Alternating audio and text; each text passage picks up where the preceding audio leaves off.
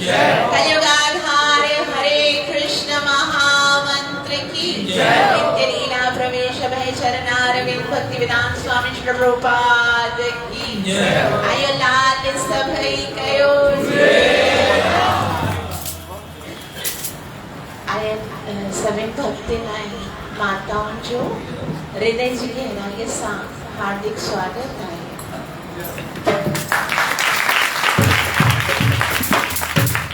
माता जी आज्ञा हुजे त वरी पंचायत तमाम मेहमान जो स्वागत करना चाहींदा उन्हनि जे माला सां मां चाहींदुसि रमेश कुमार गुरु भाई संजय कुमार ऐं टीकम दास इहे अचनि मेहमान के माता साहबन के गुलनि जी माला कंठी पारा करे आजान करना।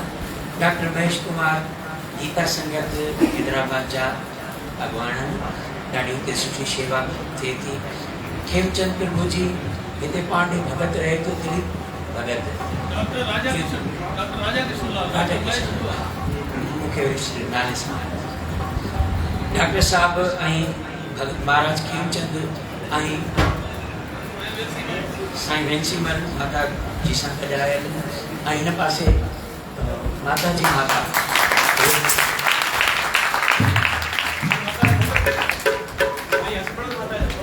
हाँ माता जा हस्बैंड माता जा हस्बैंड जा पिता थिया वञी जगत पिता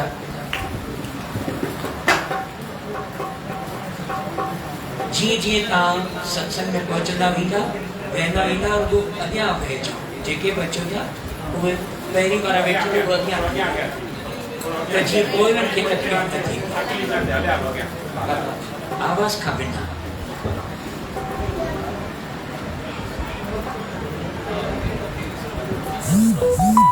ऐं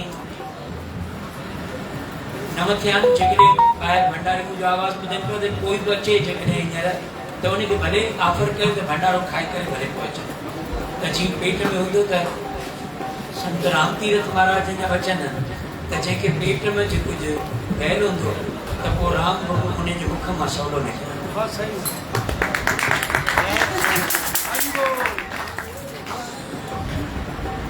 जी माता जी हाणे माता जी जे हवाले सत्संग 9:30 बजे ताईं कथा कीर्तन हूंदो। 9:30 बजे वरी साईं शिवगणेश महाराज जी सालगिरह जो थींदो।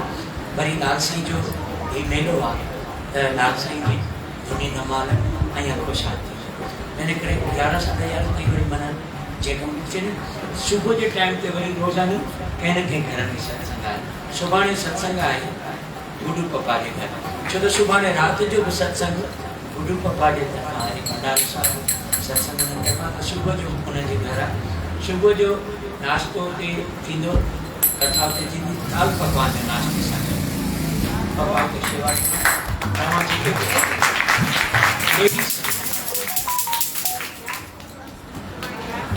सुभाणे 11 हाँ 11 वारा जो पास अचने का तो पापा तू सुभाणे सभिनी खे वो पूरो खाराए ॾियां बादाम काजू अखरोट वग़ैरह महाराज खेमचंद प्रभु जी के चाहूं तो तव्हां हिते दर्शन कजो सुभाणे जो खीरणी हुजे। जी माता जी वैसे तो घणाई संसार में तीर्थ स्थान आहिनि लेकिन इहो चयो वेंदो आहे कि जेतिरियूं बि पवित्र नदियूं आहिनि उन्हनि सभिनि नदियुनि में सभ खां श्रेष्ठ आहे गंगा नदी। जेतिरा बि शास्त्र आहिनि उन्हनि सभिनि शास्त्रनि में सभ खां श्रेष्ठ आहे श्रीमद् भागवत। जेतिरा बि देव आहिनि उन्हनि सभिनि में सभ खां श्रेष्ठ आहे भगवान श्री कृष्ण। ऐं जेतिरा बि उपवास असां रखंदा आहियूं उन्हनि सभिनि उपवासन में उपवास सम्झंदा विर्त जेतिरा बि विर्त रखंदा आहियूं उन्हनि सभिनि में श्रेष्ठ आहे ग्यारस जो एकादशी जो। ॿिया जेके विर्त रखंदा आहियूं न उहे अगरि असां रखंदा आहियूं त असांखे कुझु न कुझु उनजो लाभ मिलंदो आहे ऐं जे न रखंदा आहियूं त असांखे कोई पाप न लॻंदो आहे। है ना। अगर कोई सूमर वारींदो आ, कोई विस्पत वारींदो आ, कोई जुमो को छंछर को आचर को हे को हे, अगर तव्हां रखंदा त तव्हांखे उन जो कुझु न कुझु लाभ मिलंदो। जेकॾहिं तव्हां न रखंदा त तव्हांखे कोई बि पाप न थींदो। लेकिन एकादशी कोई अव्हांजी मर्ज़ीअ जे मथां कोन आहे कि असांजी मर्ज़ी हुजे त रखूं या न रखूं। एकादशी हिकिड़ो नियम आहे। नियम सम्झंदा आहियो? जीअं सुबुह उथी करे मुंहुं धोए करे ब्रश स्नान करण इहो असांजो नियम हूंदो आहे। ईअं ई एकादशी जा अन्न ना खाइण हिकिड़ो नियम आहे। जीअं माता पिता जी आज्ञा मञण हिकिड़ो नियम आहे, गुरुअ जी आज्ञा मञण हिकिड़ो नियम आहे, संतनि जे चरणनि में प्रणाम करण नियम आहे। हिते अवां झूलेलाल जे मंदर में ईंदा त झूलेलाल जी विग्रह खे प्रणाम करण हिकिड़ो नियम आहे न। इन ई तरह सां एकादशी ॾींहुं अन्न ना खाइण, उपवास रखण हिकिड़ो नियम आहे। जेकॾहिं असां उन नियम खे रूल खे फॉलो कंदा आहियूं, नियम खे पूरो कंदा आहियूं त असांखे लाभ मिलंदो आहे। जेकॾहिं रूल्स फॉलो न कंदा आहियूं त असांखे दंड मिलंदो आहे। कोई भी गवर्नमेंट जा रूल्स हूंदा आहिनि या किथे जा बि स्कूल जा रूल्स हूंदा आहिनि। रूल्स अगर असां फॉलो कंदा आहियूं त असांखे छा मिलंदो आहे? लाभ मिलंदो आहे, असांखे बेनिफिट्स मिलंदा आहिनि। लेकिन अगर असां पूरा न कंदा उहे रूल त पोइ असांखे छा मिलंदो आहे? पनिशमेंट मिलंदी आहे, सज़ा मिलंदी आहे। उन ई तरह सां एकादशी ॾींहुं अन्न में पाप जो वास आहे। अन्न उन ॾींहुं भगवान सभी जेको पाप आहे न, उन जितरो भी नरक में पाप आहे, नारकीय जीवन जो, उन सभी नरक जे प्राणियन जे पाप के खणी करे अन्न में विझी छॾियो। कोई तव्हां चवंदा छाजे लाइ विझी छॾे? भगवान जेको आहे न वो करुणा जो सागर आहे। केर आहे? त वो हर कंहिं जीव ते करुणा कंदो न। करुणा जो सागर आहे त नरक में इत्तेफाक सब भगवान का जाना हुआ। तो भगवान ॾिठो सभी नरक जा प्राणी केॾा तड़पी रहिया आहिनि, दुखी आहिनि। त नरक जे सभिनि प्राणी भगवान जे चरणनि ते किरी चयो, असां पापी आहियूं, मञो था, असां सां ग़लतियूं थियूं, पाप थिया, अपराध थिया, मञो था, पर तव्हां त करुणा जा सागर आहियो न।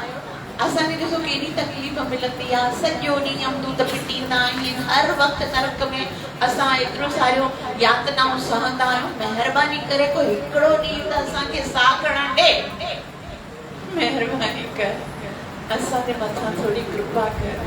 और भगवान त बस असां खाली हथ जोड़े करे कृपा जी याचना कंदा आहियूं और भगवान पिघली वेंदा आहिनि। जो ठीकु आहे, हाणे मां छा कंदा कि हर एकादशी ॾींहुं, एकादशी जो मतिलबु छा आहे? हिकिड़ी हुन दसवीं, एक चवंदा आहिनि 1 खे, 10 चवंदा आहिनि 10 खे। जेको सूर्य असांजा जेके पक्ष हूंदा आहिनि, हिकिड़ो चंद्र पक्ष, शुक्ल पक्ष हूंदो आहे, हिकिड़ो कृष्ण पक्ष हूंदो आहे। शुक्ल पक्ष जो 11हों ॾींहुं एकादशी, 1 माना 1, 10 मंथ्स, दशी मन 10, 11, यानी शुक्ल पक्ष जो 11हों ॾींहुं और कृष्ण पक्ष जो 11हों ॾींहुं, उनमें एकादशी हूंदी आहे। त भगवान चयो, मां हर एकादशी ॾींहुं सभिनी नरक जे प्राणियनि जा सभई पाप काथे रखंदो? अन्न में। काथे? अन्न जो मतिलबु छा आहे? अन्न मतिलबु जेको असां खाईंदा आहियूं, आटा, चावल, दालूं, जेके पल्सेस, जेके बि अन्न जो शयूं हूंदियूं आहिनि न, उन्हनि सभिनि में उन ॾींहुं पाप जो वास हूंदो आहे। हाणे पाप उन में वई हो, पोइ जेको बि उन ॾींहुं अन्न खाईंदो उहो सॼो पाप उन ते चढ़ी वेंदो। पोइ असां चाहे केतिरा ई सुठा माण्हू हुजूं, मतिलबु ॿियो कोई पाप न कयूं, लेकिन हाणे जेतिरा बि नरक जा प्राणी, हाणे सोचे सघो था नरक में केतिरा प्राणी हूंदा। जंहिं जुआ खेॾी उहे नरक में, जे नशो कयो उहे नरक में, जे वेश्यागमन कयो उहे नरक में, जे जेतिरा बि अपराध कया, गऊ हत्या कई उहो नरक में, ब्राह्मण हत्या कई उहो नरक में, चोरी, ठगी, झूठ, जेतिरा बि पाप हुआ उहे नरक जे प्राणियुनि में। ऐं उन ॾींहुं सभई पाप कंहिंमें आया? अन्न में। और हम तो खाली अनाज खा के पापी बन गए। तो असांखे उन ॾियां कहिड़े बि सूरत में अनमाए खणो। शास्त्रनि में लिखियल आहे हिकिड़ो बि दाणो जेकॾहिं अन्न जो वेंदो आहे त उहो महापापी बणिजी वेंदो आहे, पोइ उनखे नरक जूं यातनाऊं सहणियूं पवंदियूं आहिनि। त सुभाणे एकादशी आहे, तंहिं करे हाणे एकादशी जी ॻाल्हि बि थी। मां तव्हां सभिनी खे अॼु ताईं जीअं एकादशी जो उपवास न रखियो आहे, उहो अॼु राधे कृष्ण जे साम्हूं इहो प्रतिज्ञा पंहिंजे मन में करे कि कुझु बि थी वञे, आईंदा एकादशी ॾियां 11 ॾींहं मां अन्न न खाईंदमि। और उन ॾींहुं खाइण लाइ ॿियो घणो कुझु हूंदो आहे। असां फ्रूट्स खाई सघूं था, असां लस्सी पी सघूं था, फ्रेश जूसिस पी सघूं था, ऐं आलूअ जी टिक्की बनाए करे या फिर अरबी खाई सघूं था। और घणियूं शयूं हूंदियूं आहिनि एकादशी, साव बनाईंदा आहिनि और भी बहुत कुछ होता है। तो खाली अन्न जो त्याग करण सां असां अगर पाप या नरक खां बची सघूं था तो इहो कोई ॾुखियो सौदो त कोन आहे। ऐं ॿियो वरी एकादशी जो उपवास हूंदो आहे। उप जो मतिलबु हूंदो आहे निकट, वास माना वेहण। उपवास जो मतिलबु आहे कि असां उन ॾींहुं भॻवान जे निकट वेहूं, पास वेहण, भॻवान जे निकट वेहण। त निकट वेहण मतिलबु ज़्यादा खां ज़्यादा भॻवान जे पवित्र नाम खे जप कयूं। हाणे अन्न जो कोन्हे न, मतिलबु पकाइणो रधो ज़्यादा कोन्हे त उन ॾींहुं असांजे पास सफिशिएंट टाइम हूंदो। ईअं बि चवंदा आहिनि कि असांजे शास्त्र में जीअं प्रभु त हींअर ॿुधायो आहे, उहा बि हिकिड़ी लॉजिक थी सघे थी कि पेट भरियो हूंदो आहे त पोइ मन भजन में लॻंदो आहे। लेकिन असांजे शास्त्रनि में ईअं ॿुधायो वियो आहे कि अगर असां उपवास रखंदा आहियूं, यानी पंहिंजे शरीर खे अगर बुखियो रखंदा आहियूं त पोइ छा, अगर पेट भरियो आहे त मन हिते हुते ॿियनि शयुनि लाइ वाजाईंदो आहे। पेट भरियो आहे त पोइ मन जेको आहे न भजन में कोन लॻंदो आहे, पोइ लॻंदो आहे हाणे थोरो सुम्हूं, थोरो रेस्ट करियूं, या थोरो टीवी ॾिसूं, या थोरो आहे न मोबाइल ते विहूं, या कंहिंसां ॻाल्हायूं, छो जो पाण पेट भरियल आहे, संतुष्ट आहियूं। लेकिन अगर असां बुखल आहियूं त पोइ एंटरटेनमेंट जी इच्छा न हूंदी आहे। इहो हूंदो आहे अॼु बुख ते आहियूं, चलो थोरो नाम जप करे वठूं, हाणे वैसे बि खाइणो पीअणो कोन आहे त ॿियनि शयुनि में बि मन न लॻंदो आहे। अहिड़ो शास्त्रनि में ॿुधायो वियो आहे। तंहिं करे ॾिसो, जेके बि असांजा वॾा ॾींहं हूंदा आहिनि उन्हनि में असांखे उपवास रखण जो, जीअं जन्माष्टमी हूंदी आहे, राधाष्टमी हूंदी आहे, रामनवमी हूंदी आहे, चैतन्य जयंती हूंदी आहे, इन्हनि सभिनि में असांखे छा करणो हूंदो आहे, उपवास रखणो आहे, ताकि असांजो खाधे मां बि मन हटे ऐं विषयनि मां बि मन हटे ऐं भॻवान जे चरणनि में असांजो मन लॻे। छाकाणि त असां इंद्री अगरि ज़्यादा खां ज़्यादा उन ॾींहुं मन काथे वेंदो बि आहे त खाधे में वेंदो आहे, विषय में कोन वेंदो आहे, छो जो बुख एतिरी लॻी आहे। तंहिं करे उहो ॾींहुं जेको हूंदो आहे उहो भॻवान जो हूंदो आहे। एकादशी खे चवंदा आहिनि हरिवास। छा चवंदा आहिनि? हरिवास। जीअं हर कंहिं देव जो हिकिड़ो ॾींहुं हूंदो आहे, है न, चवंदा आहिनि भई कीअं चवंदा आहिनि कि सैटरडे ॾियां शनिदेव जो ॾींहुं हूंदो आहे, आश्रम जा रविदेव जो ॾींहुं हूंदो आहे, सूमर जा शिव जी जो ॾींहुं हूंदो आहे, मंगल जा हनुमान जी जो ॾींहुं हूंदो आहे। उन ई तरह सां जेको एकादशी आहे, वैसे त हर ॾींहुं भॻवान श्री कृष्ण जो हूंदो ई आहे, लेकिन एकादशी स्पेशली भगवान श्री कृष्ण जो हूंदो आहे। तो उन ॾींहुं असां ज़्यादा खां ज़्यादा भगवान श्री कृष्ण जो नाम जप कयूं, उन जी कथा ॿुधूं ऐं अन्न खां परे रहूं। इन सां भगवान श्री कृष्ण ॾाढा ख़ुशि थींदा आहिनि। और ईअं ॿुधायो वियो आहे जेको ॿियो कोई बि उपवास न रखंदो आहे, घणा ई उपवास हूंदा आहिनि न, ॿिया कोई बि उपवास न रखंदो आहे, सिर्फ़ एकादशी जो उपवास अगर नियमित तौर ते रखंदो आहे त उनखे सभिनि उपवासनि रखण जो लाभ मिलंदो आहे। अगर जेको नथा रखी सघूं, छंछर आर्तवार सोमवार मंगल बुध जुमेरात ये सभई नथा रखी सघूं तो इट्स ओके। कोई भी उपवास रखण जो एतिरो ज़्यादा नियम कोन आहे जेतिरो कि एकादशी जो उपवास रखण ज़रूरी आहे। Thank you so much. हाणे असां पंहिंजी कथा में प्रवेश कंदासीं। भगवत कथा में प्रवेश करण खां पहिरीं असांखे शक्तिअ जी ज़रूरत आहे। आज सभिनी खां ज्यादा शक्ति असांखे भगवान जे विषय में ॿुधण जे लाइ एकत्रित करणी आहे। संसार जी वार्ता असां ॾाढे सुहिणे तरीक़े सां ॿुधंदा बि आहियूं ऐं उनखे असां फैलाईंदा बि आहियूं। प्रॉब्लम हिते आहे सत्संग में ईंदा न सही तरह सां उनखे ऑब्जर्व थी करे ॿुधी सघंदा और ना ई कंहिंखे ॿुधाए सघंदा। कथा मां ॿाहिरि वेंदा प्रसाद खाइण खां पहिरीं सभु भुलिजी वेंदा। हुनजो कारण छा आहे? छाकाणि त असांजी जेकी आध्यात्मिक शक्ति आहे न उहा ॾाढी दुर्बल आहे। उहा कीअं प्राप्त कयूं? उहा प्रार्थना सां प्राप्त कयूं। अॼु असां झूलेलाल जी मंदिर में वेठा आहियूं, लाल साईं सां बि प्रार्थना कयूं, गुरु महाराज खां प्रार्थना कयूं, भगवान श्री कृष्ण सां प्रार्थना कयूं कि असां जेको पंहिंजो कीमती समय कढी करे हिते आया आहियूं, हिते संतन एतिरो सुंदर आयोजन कयो आहे, असां उतां खां एतिरो सफ़र करे आया आहियूं, इन्हनि सभिनि जे अचण जो, इन्हनि सभिनि जी जेतिरी महिनत आहे उनजो असांखे पूरो पूरो लाभ मिले। और वो लाभ छा आहे? कथा जो, सत्संग जो, जेतिरो नाम जप करे रहिया आहियूं उनजो लाभ हिकिड़ो ई आहे कि जेको मन असांजो संसार में लॻो आहे उहो संसार खां हटी करे भगवान जे चरणनि में करे। अॼु खां 20 तारीख़ आहे, 25-24 तारीख़ ताईं असांजो प्रोग्राम हिते रहंदो, कथा डेली थींदी। और अगरि हिकिड़ो व्यक्ति भी अहिड़ो हिते जंहिंजो मन भगवान जे चरणनि में कुछ प्रतिशत भी अगर लगी वने त असां सम्झंदासीं असां सभिनि जी महिनत सफल थी आहे। और असांखे इहो न सोचणो आहे कि भई माता त चयो हिकिड़े व्यक्ति जो लगे तो हुन जो लगे माना हुन जो लगे माना हुन जो लगे। हमको क्या सोचना है कि वो हिकिड़ो व्यक्ति मां हुजे। त असां सभई इन ई प्रार्थना सां भगवान खे हथ जोड़े करे सभई नेत्र बंद कयो ऐं भगवान सां प्रार्थना कयो। ओम नमो भगवते वासुदेवाय।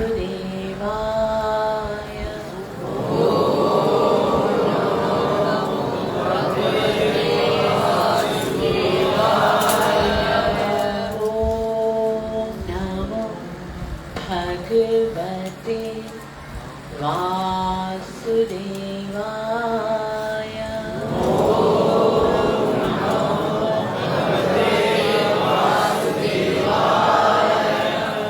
ओम नमो भगवते वासुदेवाय।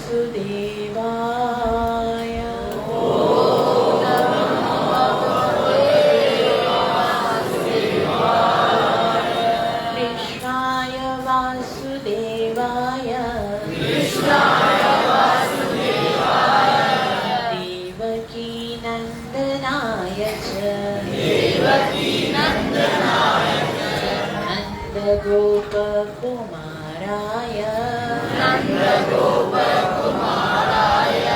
गोविंदाय नमो नमः।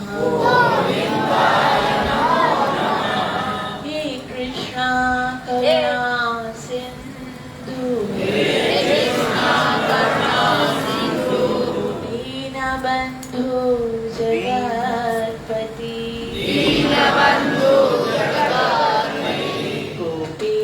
गोपिका कांता राधा कांत नमोस्तुते तप्त कांचन गौरांगी राधे वृंदावनेश्वरी वृषभानुसुते देवी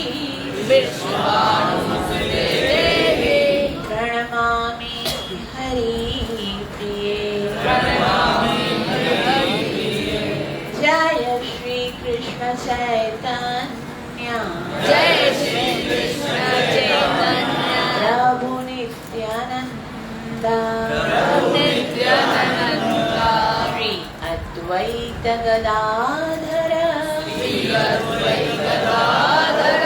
श्रीवासदि गौर भक्त वृंदा।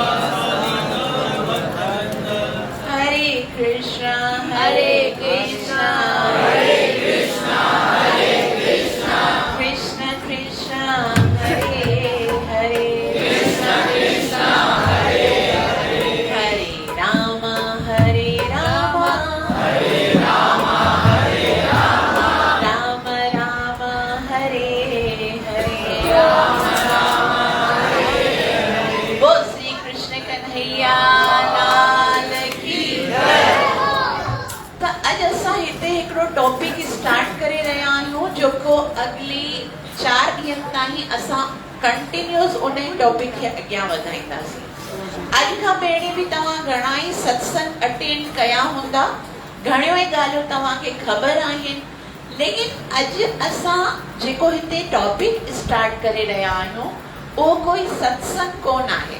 ॿुधंदा माता तव्हांखे सत्संग लाइ घुरायो, तव्हां जेकॾहिं सत्संग न ॿुधाईंदा छा ॿुधाईंदव। असां हिते हिकिड़ो कोर्स करे रहिया आहियूं। कोर्स सम्झंदव असां अॼुकल्ह सभई जेके असांजा यूथ आहिनि उन्हनि खे इहा ॻाल्हि ख़बर हूंदी कि कोई आहे न म्यूज़िकल कोर्स कंदो आहे, कोई आहे न ब्यूटिशियन जो कोर्स कंदो आहे, कोई स्टिचिंग कंदा आहिनि न कोर्स हूंदो आहे। उन में हर चीज़ असांखे बेस सां सेखारी वेंदी आहे, है न, स्टार्टिंग खां। तो आध्यात्मिक जेकी आहे, आध्यात्मिक जेकी शिक्षा आहे असांजी, शास्त्रनि जी जेकी शिक्षा आहे उन सां न ॾाढो खिलवाड़ कयो वियो आहे। कल्ह असांजे हिकिड़े स्टूडियो में लेक्चर थी रहियो हो, उते असांखे क्वेश्चन कयऊं कि जेके बि संत ईंदा आहिनि बसि विच मां कुझु ॿुधाए करे हली वेंदा आहियूं, असांखे हुनजो न बेस ख़बर हूंदी आहे न एंड ख़बर हूंदी आहे, को किथां ॿुधाईंदो आहे को किथां ॿुधाईंदो आहे।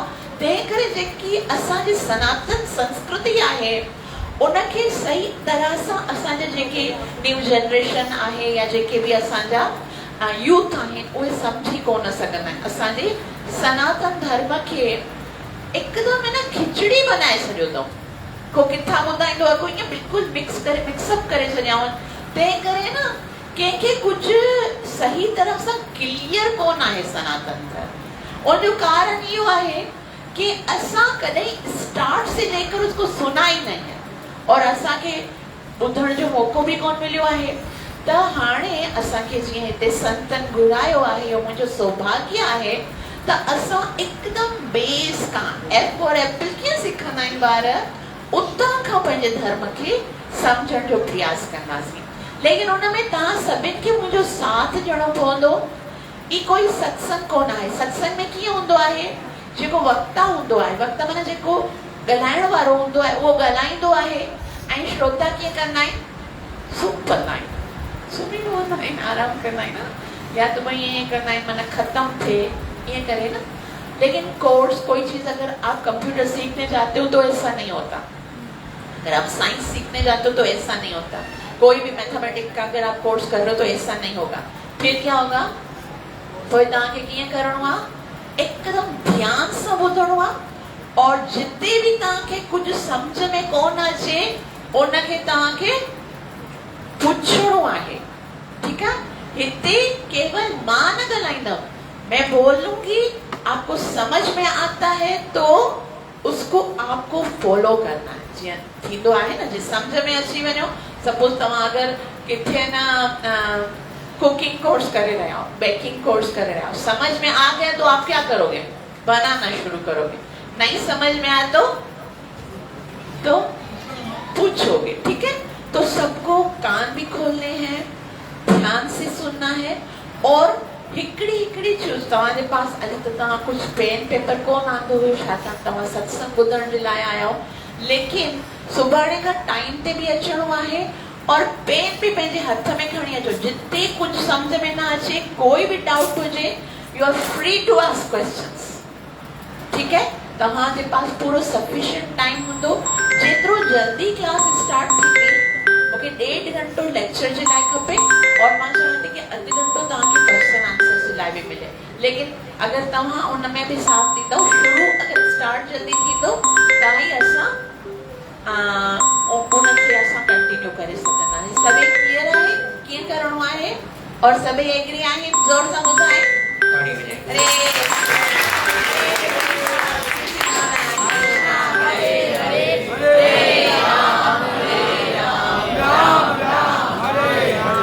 त हिते पहिरीं ॻाल्हि, हिते जेको असां आया आहियूं अॼु सत्संग ॿुधण जे लाइ, त केतिरनि माण्हुनि वटि इहो फ्लायर वियो हूंदो, है न। बाबा जी त कॾहिं 3-4 ॾींहंनि खां इहो फ्लायर बणाए करे सभिनि खे मोकिलियो आहे।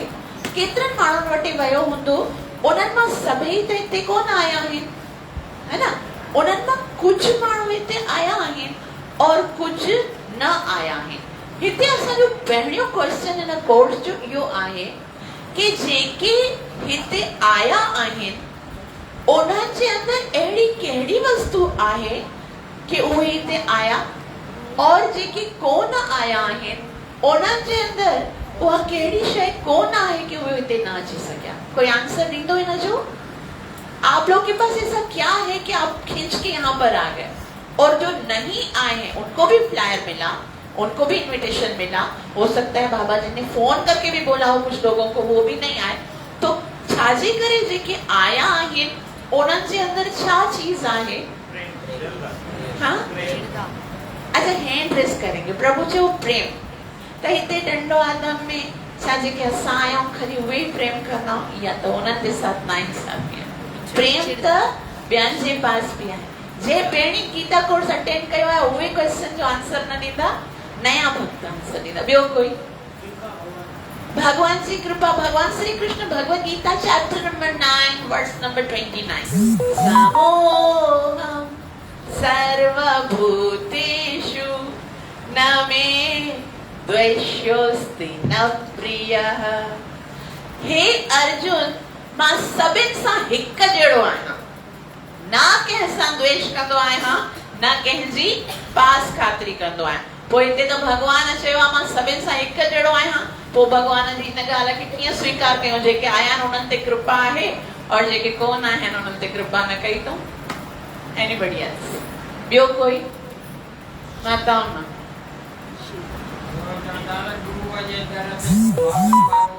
भाग्यवान, जंहिंजो भाग्य उदय थियो आहे उहे आहिनि। पोइ असां सोचूं, आज शास्त्र में श्री राम रामायण में चवनि था, बड़े भाग्य मानुष्य तन पाया, सुर दुर्लभ और संत ही ध्याया। त जंहिं बि मनुष्य जो तन पातो सब भाग्यवान आहे। कोई भी उहे जेके कोन आया उन्हनि में कुछ त अहिड़ो आहे। अगर भाग्यवान सभई आहिनि त हो सब क्या है उनमें जो नहीं आ सके? त कोई चवणु चाहींदो? ॾिसो, असांखे सभिनि जे पास पुण्य भी आहे, सभिनि जे पास भाग्य भी आहे, और सभिनि जे मथां भगवान जी कृपा भी आहे। लेकिन हिकिड़ी शइ अहिड़ी आहे जेकी सभिनि में कोन हूंदी आहे, उहा हूंदी आहे जिज्ञासा, ॼाणण जी इच्छा। मैं सत्संग में जाकर कुछ भगवान के विषय में सुनना चाहता हूँ, वह इच्छा।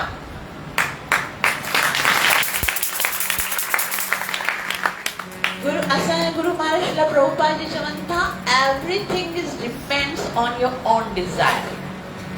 तव्हां जेको भी करे रहिया आहियो, हींअर ॾिसो केतिरो सुठो समय आहे। इन टाइम ते तव्हां घर में वेठा हुजो, दोस्तनि खे घुराए करे कोई पार्टी भी करे सघो था, एलईडी ते कोई मूवी ॾिसी सघो था, अवां घर में वेही करे कुछ कचहरी करे सघो था, हिन हुन जी निंदा, मतलब जेकी अवां जी इच्छा हूंदी उहा कंदव। लेकिन अगर असांजी उन टाइम ते इच्छा इहा आहे न, सत्संग थी रहियो आहे, दरबार में को भगत आयो आहे, उन खां वञी करे कुछ ॿुधणो आहे, या इच्छा तव्हांखे हिते खणी आई, और अवां खे हिकिड़ी ॻाल्हि ॿुधी करे हैरानी थींदी कि अवां हिते भौतिक जगत में सभई आया आहियो न। कॾहिं कॾहिं असां सोचींदा आहियूं छाजे लाइ आया आहियूं, भगवान दुनिया छाजे लाइ बनाई, छाजे लाइ असांखे मोकिलियईं। असां हिते सभु भगवान जी मर्ज़ी सां कोन आया आहियूं। भगवान जी कॾहिं मर्ज़ी कोन आहे कि मुंहिंजो जेको अंश आहे, मुंहिंजो जेको संतान आहे, उहो ॾुखनि ॾोझरनि सां भरियल हिन पापी दुनिया में, दुखालयनि में बारंबार माता जे गर्भ में वञे, बारंबार दुखन के सहे, बारंबार जन्म मरण के चक्कर में फांसे। ये भगवान की मर्जी नहीं, ये किसकी मर्जी है? किसकी है? सारी पंहिंजी मर्जी आहे। अज भी जेकॾहिं असां ये सब ॿिया धंधा छॾे भगवान नाम जप करण छॾियो, हिन ई जनावर भगवान जे धाम में हली वञो। त हिते असांखे इहो सम्झणो आहे कि जिते असां आया आहियूं कुछ सिखण जे लाइ, कुछ ॿुधण जे लाइ, असांजे अंदर उहा ॿुधण जी इच्छा, इहा इच्छा जिज्ञासा, ॼाणण जी इच्छा सिर्फ़ मनुष्य में थी सघे थी। जानवर खे इहा इच्छा कोन थी सके कि मैं कुछ जानना चाहता हूँ। यह सिर्फ मनुष्य जी ही अंदर थी सके थी। हाणे इच्छा सुठी भी थी सके थी, ख़राब भी थी सके थी। कुछ जना माण्हू हूंदा आहिनि जेके ग़लति चीज़नि खे सिखण जी या ॿुधण जी कोशिश कंदा आहिनि, कंहिंजी निंदा, कंहिंजे घरनि जूं ॻाल्हियूं, के हो। लेकिन सुठी इच्छा कहिड़ी आहे? शास्त्र असांखे ॿुधाए थो हिकिड़े जीव जी सभ खां सुठी इच्छा इहा आहे कि उहो इहो ॼाणण जी कोशिश करे त मां केरु आहियां। Who am I? असांजो पहिरियों क्वेश्चन जेको हुजणु घुरिजे उहो हुजणु घुरिजे मां केरु आहियां, मां हिन संसार में छाजे लाइ आयो आहियां, आखिर छाजे लाइ मां दुख भोगे रहियो आहियां, ऐं मां अहिड़ो छा कयां कि हिननि सभिनि अॼु ॾिसो हिन संसार में केतिरो कष्ट आहे। असां हिन संसार में कंटिन्यूअस पाण खे सुखी करण जो प्रयास करे रहिया आहियूं, है ना। जॾहिं खां असां पैदा थींदा आहियूं तॾहिं खां वठी असांजी सिर्फ़ हिकिड़ी ही कोशिश हूंदी आहे कि असां सुखी थियूं। नंढड़ो ॿार पैदा थींदो आहे, सोचींदो आहे खीर पी करे माता जो मां सुखी थींदमि। थोरो वॾो थींदो आहे त टॉयस सां खेले करे मां सुखी थींदमि। उन खां वॾो थींदो आहे, सोचंदो आहे मां चक्कर हणी करे घुमी करे ॿाहिरां खां कुझु चॉकलेट्स वठी करे पोइ ख़ुशि थींदसि। वॾो थींदो आहे, सोचींदो आहे शायदि मां फ्रेंड्स जे साथ वञी करे गेम्स खेलंदसि तॾहिं ख़ुशि थींदसि। ईअं कंदे कंदे कंदे अगरि असां ॾिसूं हर व्यक्ति ॼमण खां वठी करे मरण ताईं सिर्फ़ हिकिड़ी ही कोशिश कंदो आहे त मां ख़ुशि थियां, मां सुखी थियां। लेकिन उहा ख़ुशी, उहो सुख उनखे मिलंदो कोन आहे। छाकाणि न मिलंदो आहे? छाकाणि त जंहिं संसार बनायो आहे उन भगवान भगवत गीता में लिखियो आहे अनित्यम असुखम लोकम। जंहिं लोक में तव्हां रही रहिया आहियो उन लोक में कोई सुख मां रखियो ई कोन आहे। बनाइण वारो मां आहियां और मां हिन संसार ते लिखी छॾियो आहे। गेट जेको मेन गेट आहे न पृथ्वी लोक या भौतिक जगत, उन जे मेन गेट ते लिखियल आहे दुखालयम अशाश्वतम। त बुद्धिमान उहो आहे जेको इहो सोचे कि हिन दुखनि सां मुंहिंजो छुटकारो कीअं थींदो। अॼु ॾिसो, अॼु खां 2 साल पहिरीं छा थियो? 2 साल पहिरीं हिकिड़ो अहिड़ो वायरस अची वियो, कोविड-19, कोरोना जे नाले सां। असां सोचियोसीं संसार ते केॾी वॾी आफ़त अची वई आहे। हर मंदिर में प्रार्थनाऊं शुरू थी वयूं। असांखे चवंदा नशे मां कवच पढ़ो, नारायण कवच पढ़ो कि इहा आफ़त ख़तम थी वञे। ठीकु आहे। जीअं ई कोरोना थोरो सो डाउन थियो उन टाइम छा थी वियो? हाणे फ्लड अची, बोड अची वई। माना केतिरी हर जाइ ते बोड आहे, केतिरा माण्हू दरबदर थी विया आहिनि, केतिरा फ्लैट्स जा घर डुबी विया आहिनि, खाइण लाइ कोन आहे, उन्हनि खे पाइण लाइ कोन आहे। मतलब हिकिड़ो तकलीफ़ खां बचंदा आहियूं, ॿी तकलीफ़ स्टार्ट। हाणे ॾिसो केतिरा सारा ॿुधंदा आहिनि, डेंगी स्टार्ट थी वियो, टाइफाइड स्टार्ट थी वियो, हे बीमारी हो बीमारी, सभई माण्हू परेशान। ही दुनिया आहे ही दुखालय। आलय जो मतिलबु सम्झो था तव्हां? आलय जो मतिलबु हूंदो आहे कि कहिड़ी शइ खे सजाए करे रखियो वञे। जीअं तव्हां कॾहिं वृंदावन में हुजो, उते लिखियो हूंदो आहे, जिते रेस्टोरेंट हूंदा आहिनि उते लिखियो हूंदो आहे भोजनालय। आलय भोजन माना खाइण जी वस्तु, आलय माना डेकोरेट करे। बस हिते हे भोजन आहे, हे भोजन आहे, हे भोजन, अलॻि अलॻि वैरायटी ऑफ भोजन। हिते लिखियो हूंदो आहे औषधि आलय। औषधि आलय माना मेडिकल स्टोर, अलॻि अलॻि दवाइयूं जेके आहिनि उहे डेकोरेट करे रखी वयूं हूंदियूं आहिनि। हिते लिखियो हूंदो आहे हिमालय। हिम कंहिंखे चवंदा आहिनि?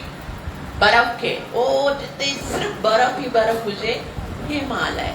उहो उन ई तरह सां असां जिते रहंदा आहियूं उनखे भॻवान छा चयो आहे?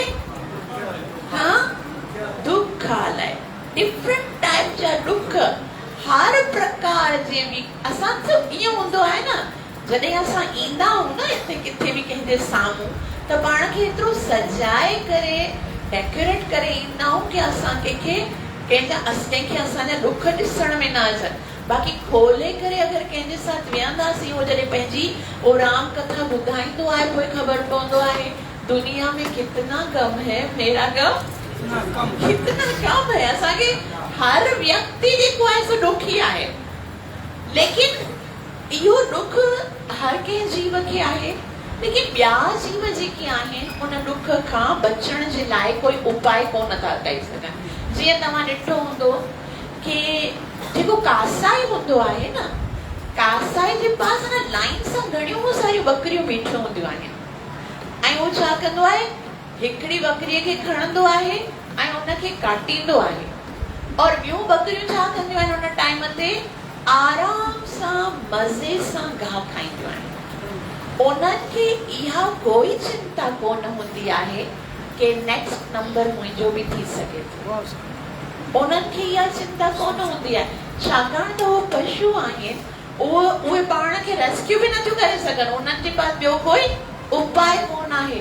लेकिन अगर असां मनुष्य थी करे भी ॾिसूं कि एतिरा सारा जीव जेके आहिनि दुखी आहिनि, रोज रोज मरी रहिया आहिनि, ॼमी रहिया आहिनि, अलॻि अलॻि प्रकार जे दुखनि खे भोगे रहिया आहिनि और असां ईअं सोचूं कि भले हो अरे हिकिड़े दफ़ा छा थियो, युधिष्ठिर महाराज उनखां पुछो सवाल यमराज कि यक्ष राज जेको आहे उनखां सवाल पुछो कि हिन भौतिक जगत में सब खां ज्यादा आश्चर्य जी अजब लगण जी ॻाल्हि कहिड़ी थी लॻे तोखे? संसार में सब खां ज्यादा अजब जी ॻाल्हि कहिड़ी थी लॻे? तॾहिं युधिष्ठिर महाराज चयो कि हे यक्ष, मूंखे हिन संसार में सब खां ज्यादा अजीब ॻाल्हि इहा थी लॻे कि रोज रोज माण्हू मरंदा आहिनि। तव्हां खाली न्यूज़ ॾिसो, रोज़ाना केतिरनि सारनि माण्हुनि जी मृत्यु थींदी आहे, कि लुटजंदा आहिनि, कि तंहिंसां छा थींदो आहे। लेकिन जेको बचो को व्यक्ति हूंदो आहे उहो सम्झंदो आहे मुंहिंजे मथां कॾहिं बि अहिड़ो ज़ुल्म न थींदो, मां न मरंदसि, मां त को अनादि काल ताईं रहंदसि, मुंहिंजी मृत्यु न थींदी। पोइ ॾिसंदो वेचारो जी मृत्यु थी वई, वेचारे जी मृत्यु थी वई।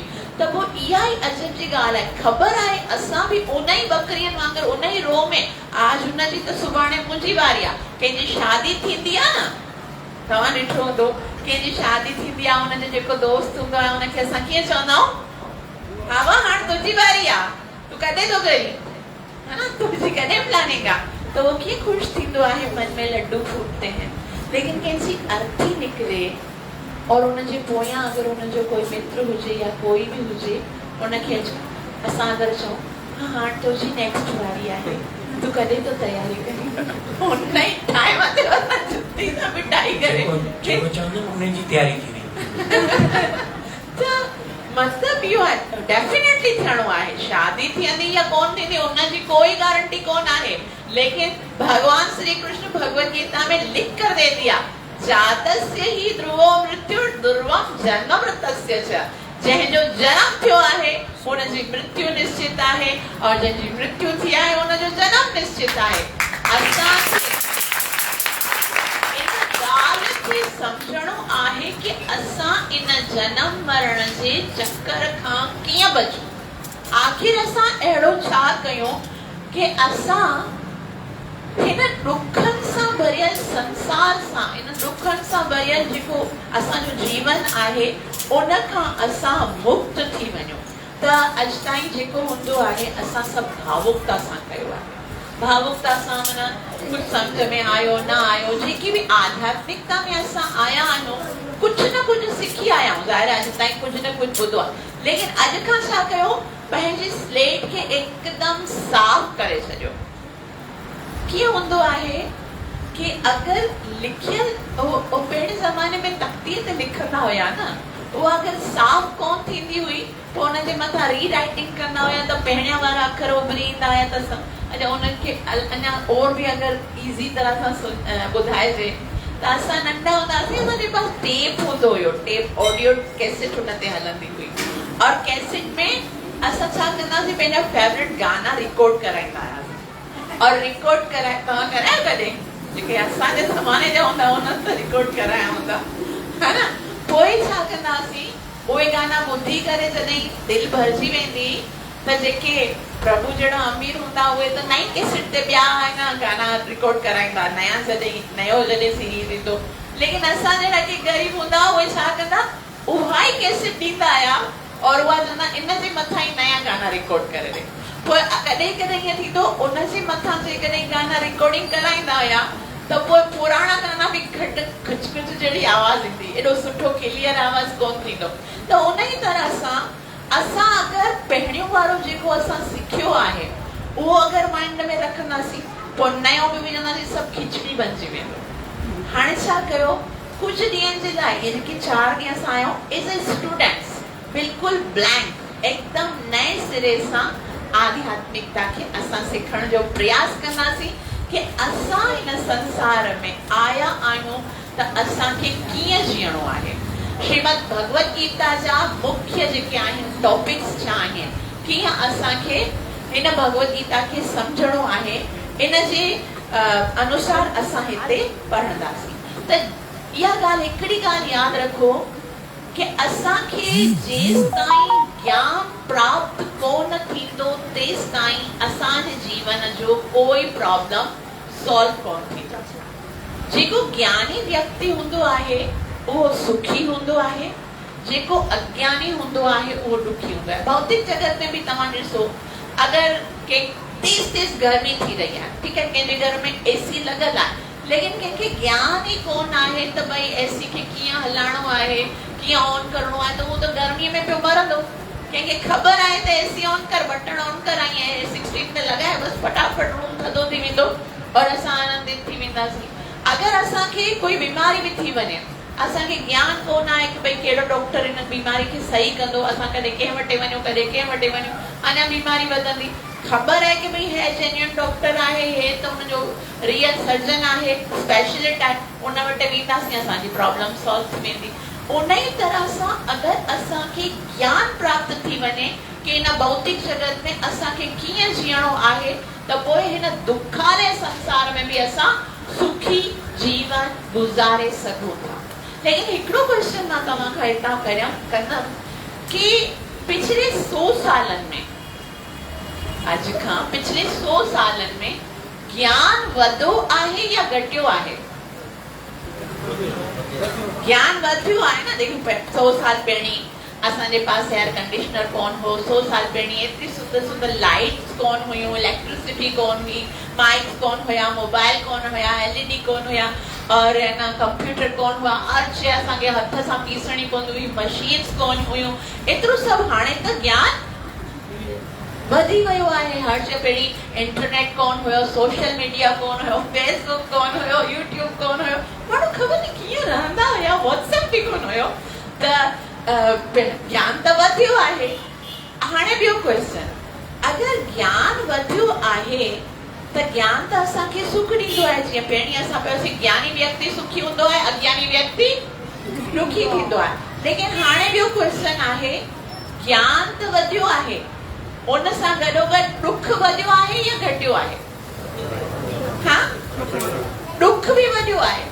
अगरि डेफिनेशन इहा आहे कि ज्ञान वधंदो त सुख वधंदो, त पोइ इहा डेफिनेशन त हिते रॉन्ग थी थिए।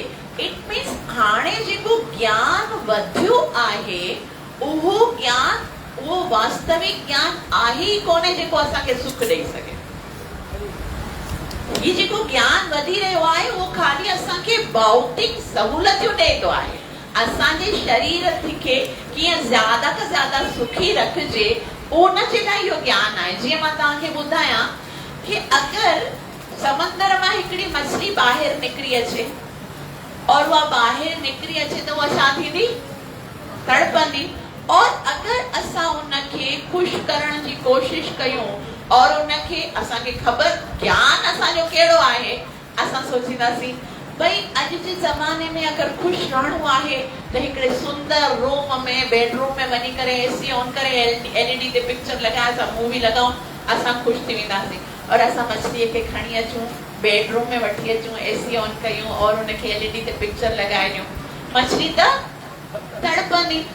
शायदि हिनखे इहो पसंदि कोन्हे, हलो हिनखे गार्डन में वठी वञूं, पार्क में कंहिं झूले में झूलाईंदासीं, उन में हिनखे मज़ो ईंदो, उते बि मछली त तड़पंदी पई। वरी पोइ सोचो हाणे पिज़्ज़ा विज़ा खाधे कोन्हे, माना बुख लॻी अथसि, हाणे पिज़्ज़ा पार्टी कयूं त हुनखे उते मज़ो ईंदो, उते बि त मछली। छाकाणि त असांखे इहो ख़बर ई कोन आहे त मछली जे जेकी आहे उनजी वास्तविक तड़प चाहे उहा पाणीअ खां जुदा थी वई आहे। मछलीअ जे तड़पण जो सिर्फ हिकिड़ो ई कारण आहे कि उहा पाणीअ सां जुदा थी वई आहे। संसार भर जो धन दौलत सुख ऐश्वर्य वैभव ज्ञान जो कुछ भी आहे सो सब उनखे ॾेई वठो, लेकिन उहा मछली तॾहिं ताईं सुखी न थींदी जॾहिं ताईं वापसि उनजो मिलन पाणीअ सां न थींदो। उन ई तरह सां असां जेके जीव आहियूं उहे केर आहियूं? भगवान Shri Krishna Bhagavad Gita chapter number 15 verse number 7 में चवनि था, ममैव अंश जीवलोके, ये जेके भी संसार जा जीव आहिनि उहे मुंहिंजा अंश आहिनि और उहे तॾहिं ताईं खुश नथा थी सघनि जॾहिं ताईं उहे मूंसां जुड़ियल न रहनि। असां इन करे न तड़पी रहिया आहियूं कि असांजे पास धन कोन आहे, असांजे पास घर कोन आहे, असांजे पास न मोबाइल कोन आहे, वॾियूं वॾियूं गाॾियूं कोन आहिनि। इन जे लाइ दुखी कोन आहे। जंहिंजे पास इहो सभु आहे उन खां बि पुछो, उहे बि दुखी हूंदा। हम तो दौड़ते हैं ना, धन मिल जाए, घर मिल जाए। जेके हिते रहंदा आहिनि उहे चवंदा आहिनि असां अमेरिका में वञूं, अमेरिका वारा दुखी कोन आहिनि छा? जंहिंजे पास गाड़ी अल्टो हूंदी आहे उहो चवंदो मूंखे कोरोला मिले त ख़ुशि थियां, जंहिंजे पास कोरोला हूंदो आहे उहो चवंदो मूंखे फॉर्च्यूनर मिले उहो ख़ुशि थियां, जंहिंजे पास हिकिड़ो नंढो फ्लैट हूंदो आहे उहो चवंदो मूंखे वॾो कराची में को सुठो वॾो घर मिले उते ख़ुशि थियां। इन्हनि चीज़नि में ख़ुशी अव्हांजे लाइ कोन आहे, छाकाणि त जीअं मच्छी पाणीअ सां जुदा थी करे तड़पी रही आहे उन ई तरह सां असां सभु जीव आत्मा आहियूं और असांजे तड़पण जो केवल हिकिड़ो ई कारण आहे कि असां अनादि पंहिंजो भगवान जेको श्री कृष्ण आहे उन खां जुदा थी विया आहियूं और जेसि ताईं असां पंहिंजे भगवान सां ॿीहर पंहिंजो संबंध न जोड़ींदासीं तेसि ताईं चाहे संसार भर जूं ख़ुशियूं असांखे मिली वञनि असां कॾहिं बि आनंदित न इहा त मां तव्हांखे हिकिड़ी ॻाल्हि चई आहे, शब्द आहिनि, लेकिन छाकाणि त मां तव्हांखे पहिरीं ॿुधायो कि कोई कथा करण जे लाइ कोन आया आहियूं। हिते हिकिड़ो असां कोर्स करे रहिया आहियूं त उन में असां हाणे तव्हांखे ॿुधाईंदासीं कि ज्ञान कीअं प्राप्त करिजे। इहो ज्ञान त उहो कम जो ई कोन थियो जेको असांखे सुखी त कोन थो करे सघे, अञा बि जेतिरो जेतिरो वधंदो आहे एतिरो एतिरो दुखी थींदा आहियूं। त पोइ असां रियल ज्ञान प्राप्त कयूं हुनजो कहिड़ो तरीक़ो आहे? त शास्त्रनि में ॿुधायो वियो आहे ज्ञान प्राप्त करण जा 3 तरीक़ा आहिनि। केतिरा तरीक़ा आहिनि? हिकिड़ो तरीक़ो आहे, पहिरियों तरीक़ो तंहिंखे चवंदा आहिनि प्रत्यक्ष प्रमाण। छा चवंदा आहिनि? प्रत्यक्ष मतिलबु हूंदो आहे पंहिंजे इंद्रियनि सां। मूंखे इंद्रिय शब्द जो कोई सिंधी सवलो शब्द ॿुधायो। इंद्रिय खे हवास, सिंधीअ में हवास सम्झंदा आहियूं? हवास छाखे चवंदा आहियूं? ये हवास सिंधी में हवास वर्ड आहे न, मां सम्झी इहो उर्दू वर्ड आहे। इंद्रिय जो मां तव्हांखे थोरो सो डिटेल ॿुधायां थी, ठीक है? असांजे पास 10 इंद्रियूं आहिनि, 5 ज्ञान इंद्रियूं आहिनि, 5 कर्म इंद्रियूं आहिनि। इंद्रियूं मीन्स ज्ञान इंद्रियूं कहिड़ियूं आहिनि? जे इंद्रियनि खां असां ज्ञान प्राप्त कंदा आहियूं, जीअं अखि, नक, जीभ, त्वचा। अखि सां छा कंदा आहियूं? असां ॾिसंदा आहियूं। हाणे ॾिसो तव्हां मूंखे ॾिसी रहिया आहियो, तव्हांखे ख़बर हिकिड़ो ज्ञान प्राप्त थियो न, भई माता जी आई आहे उहा क्लास करे रही आहे, या इधर ये हो रहा है, वो आ रहा है, वो जा रहा है, हिकिड़ो ज्ञान प्राप्त थियो। कननि सां ॿुधी करे असां ज्ञान प्राप्त करे रहिया आहियूं, जेको असां ॿुधी रहिया आहियूं। जीभ खां असां खाईंदा आहियूं, असांखे टेस्ट पतो पवंदो आहे। टेस्ट पतो पवंदो आहे न कि ये ठंडा है, गर्म है, खट्टा है या फिर मीठा है, टेस्ट पतो पवंदो। त्वचा सां कीअं कंदा आहियूं? असां जॾहिं स्पर्श कंदा आहियूं त कोई भी चीज खे जॾहिं टच कंदा आहियूं, त्वचा मतलब स्किन, चमड़ी, उन सां असां कोई भी चीज हाणे ख़बर पई वई लकड़ी आहे या सॉफ्ट है, कॉफी आहे या अखी बंद भी हूंदी आहे, बर्फ आहे या कोई भी आहे, त उन आंख, कान, नाक, त्वचा और रसना जीभ सां और न इन जे अलावा कान सां असां ॿुधंदा आहियूं, ठीक है? और उन जे अलावा 5 असांजो कर्म इंद्रियूं आहिनि, जंहिंसां असां कर्म कंदा आहियूं।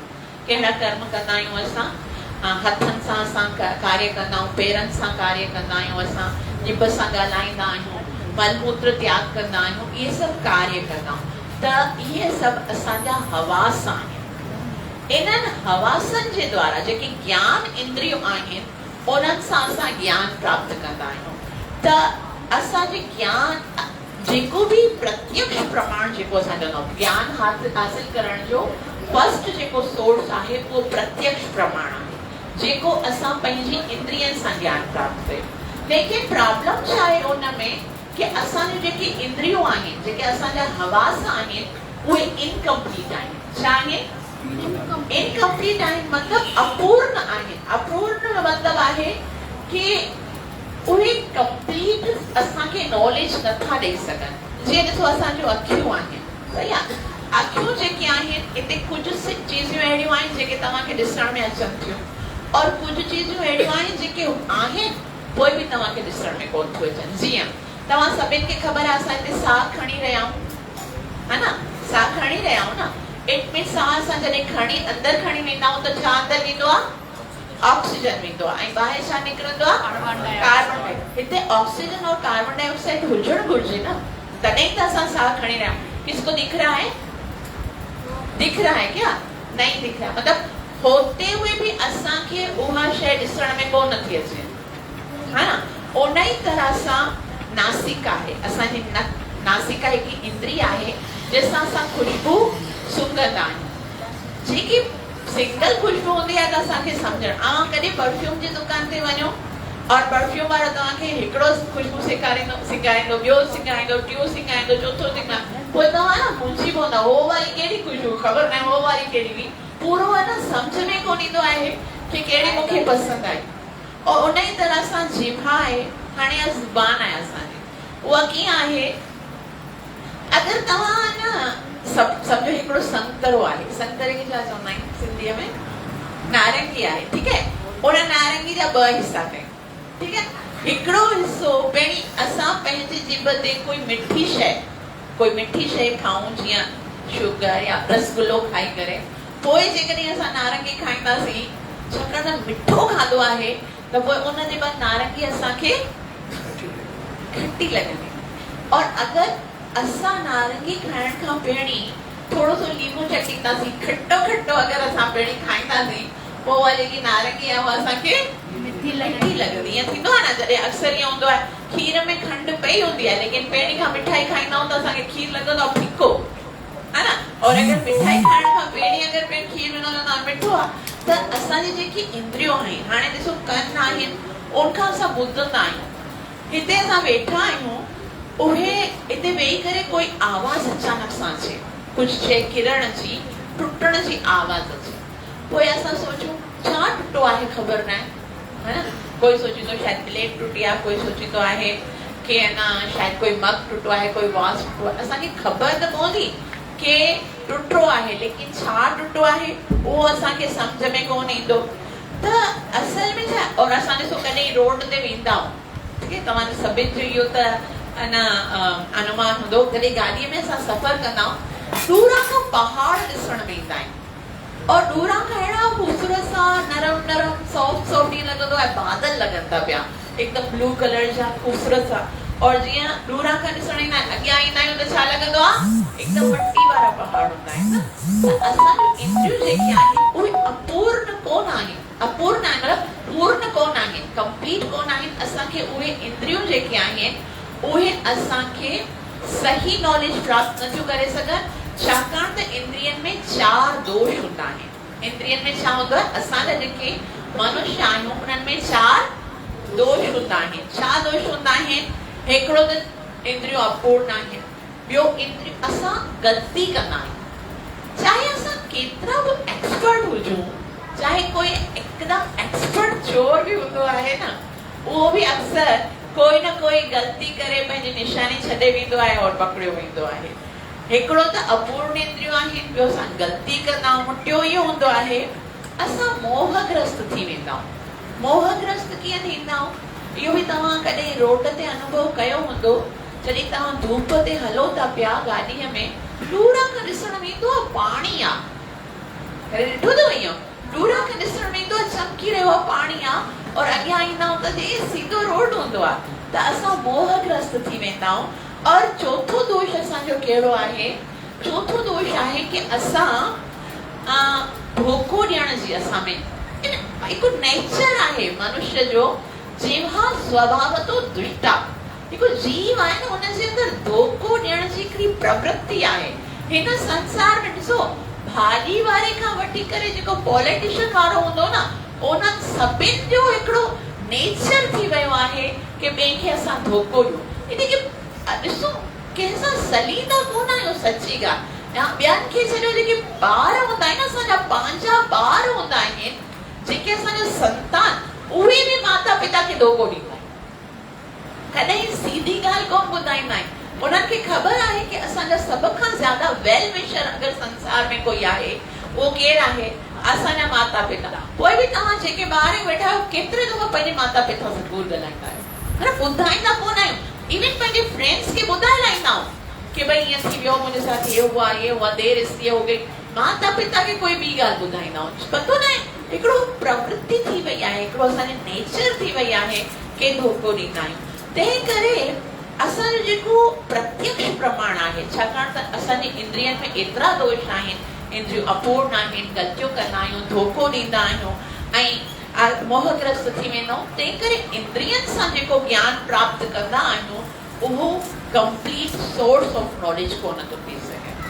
त उहो ज्ञान त फेल थी वियो, जेको असां ॾिसी करे या ॿुधी करे इहो प्राप्त कंदासीं, उन ज्ञान ते असांखे यकीन नाहे करणो। ॿियो ज्ञान प्राप्त करण जो ॿियो तरीक़ो आहे अनुमान प्रमाण। अनुमान प्रमाण छा मतिलबु आहे? कि असां कोई चीज अखियुनि सां या पंहिंजे इंद्रियनि सां ॾिसूं और पंहिंजे मन सां मेंटल स्पेकुलेशन या मन सां असां सोचूं ऐसा हो सकता है। जीअं सूर्य देव आहे, ॾिसो असां दूर सां ॾिसंदा आहियूं, सूर्य देव जेको आहे असां ॾिसंदा आहियूं, असांखे ख़बर पवंदी आहे कि ही सूर्य आहे। एतिरो त असांखे पंहिंजी इंद्रियनि सां ख़बर पवंदी आहे। पोइ पंहिंजे मन सां असां ॾिसूं कि भई सूर्य ॾिसण में त एतिरो नंढो ॾिसण में अचे थो, थाली जेतिरो, लेकिन हूंदो त घणो वॾो। चयो वेंदो आहे पृथ्वी खां बि वॾो आहे, लेकिन असां इहो त अनुमान लॻाए सघूं था कि सूर्य जेको आहे सो असांजी पृथ्वीअ खां वॾो आहे, लेकिन केतिरो वॾो आहे, उनजी रेंज केतिरी आहे, उनजी वर्थ केतिरी आहे, उहो केतिरो आहे, ओतिरो त असां नथा अनुमान लॻाए सघूं पंहिंजी इंद्रियनि सां। इंद्रियनि सां जेको असां अनुमान लॻायूं था, उहो कॾहिं सही बि थी सघे थो और कॾहिं ग़लति बि थी सघे थो। हिकिड़े दफ़ा छा थियो, मां तव्हांखे हिकिड़ी एग्जाम्पल सां ॿुधायां थी अनुमान प्रमाण जे बारे में। हिकिड़े दफ़ा छा थियो, हिकिड़े ॻोठ में हिकिड़ी माता जी हुई, उनजो हिकिड़ो पुटु, मतिलबु ॿिया बि ॿार हुयसि, लेकिन हिकिड़ो पुटु हुयो, उनखे उन ॿाहिरे मुल्क में पढ़ण जे लाइ मोकिलियो। ॿाहिरे मुल्क में पढ़ण जे लाइ वियो ऐं हिकिड़े ॾींहुं उन हिकिड़ो पार्सल जेको आहे कोरियर करे गिफ्ट में पंहिंजे माता पिता खे पंहिंजे ॻोठ में मोकिलियो। और जीअं ई उहो पार्सल उन्हनि जे घर में आयो, माता पिता खोलियो ऐं जीअं ई खोलियाऊं त उन मां हिकिड़ो बॉक्स निकितो। उन बॉक्स खे ॾिसी करे पिताजी चए, वाह ॾिसो मुंहिंजो पुटु केॾो सुठो आहे, वञंदे ई मूंखे तिजोरी मोकिली अथई। हाणे मुंहिंजा जेका बि पैसा वैसा हूंदा मां इन में संभाले करे रखंदसि। वरी उनजी मां चवण लॻी, तिजोरी थोड़ी आहे, हे त मुंहिंजो पुराणे जेके विहांउ जो जेके मुंहिंजे जहेज जो जेको शादियूं आदि जो जेके साड़ियूं हूंदियूं आहिनि न, उहे हिते हुते थींदियूं आहिनि, कलर और सभई डिम थी वियो आहे। तंहिं करे मुंहिंजे पुट इहो जेको बॉक्स मोकिलियो आहे, इन में मां सजाए करे पंहिंजो सभई साड़ियूं वाड़ियूं सेट करे रखंदमि। त हुनजी जेकी मिसिस हुई, हुनजो पुट जी जेकी ज़ाल हुई, अरे न मां, हे कोई कपिड़ा रखण जे लाइ थोड़ी मोकिली अथई, हे आया हो न पोइ दफ़े। मां चयोसि कि किचन जा जेके मसाले जा दॿा आहिनि न, से सभु हिते हुते किरी पवंदा आहिनि, तंहिं करे कोई अहिड़ो हुजे बॉक्स हुनजे अंदरि मां सभई मसाला सेट करे रखां, उनजे लाइ रखियो अथई। अच्छा इन लाइ आयो आहे। वरी हुनजी ॿी भेण आई हुते, से न भाभी ही मसाला रखण जो थोड़ी आहे। मां न भैया खे चयो हो कि तव्हां ॿाहिरि मुल्क वेंदा, मुंहिंजे लाइ वैनिटी बॉक्स मोकिलिजो, उते मां कॉस्मेटिक्स रखंदुसि पंहिंजे लाइ। हे सभु कॉस्मेटिक्स रखण जे लाइ हे वैनिटी बॉक्स आहे। त उहो सभु पंहिंजे पंहिंजी तरफ़ सां ॿुधाए रहिया हुआ। अचानक सां हुननि जो जेको नंढो पुटु स्कूल में पढ़ंदो हुयो, उहो आयो ऐं ॾिठाई सभई हुजे त न तिजोरी आहे, हुजे त न वैनिटी बॉक्स आहे, हुजे मसाले रखण जे लाइ, हुजे कपिड़ा रखण जे लाइ।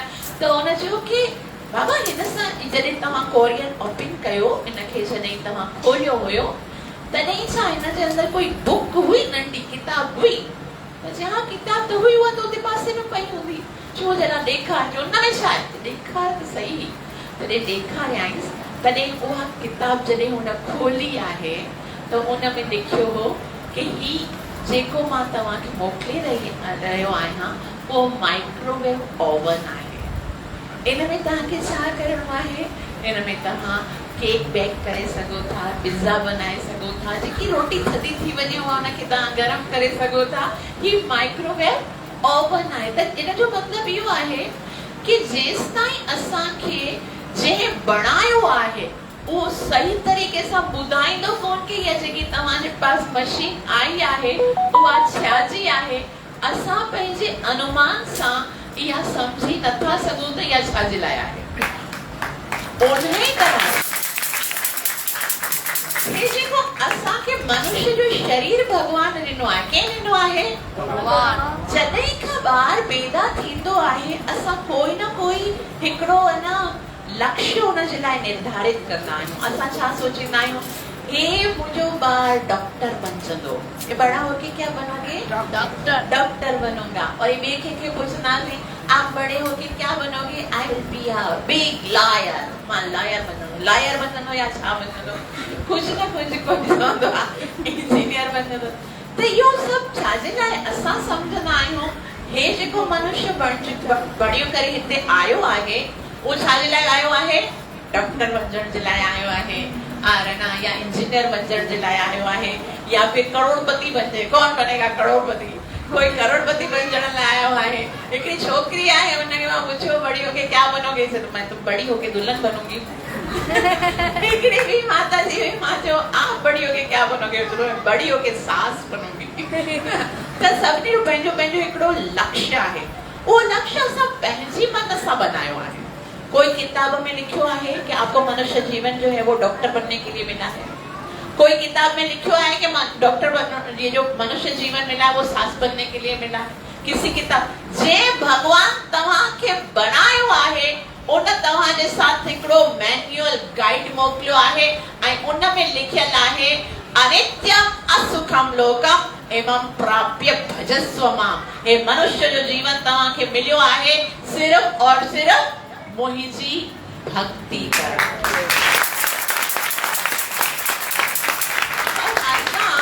प्रत्यक्ष प्रमाण करे ॾिसी करे हो इन सां ख़ुशि थियो आहे, मां बि ख़ुशि थींदमि, हे ईअं थो करे, मां अनुमान करते हैं या प्रत्यक्ष प्रमाण।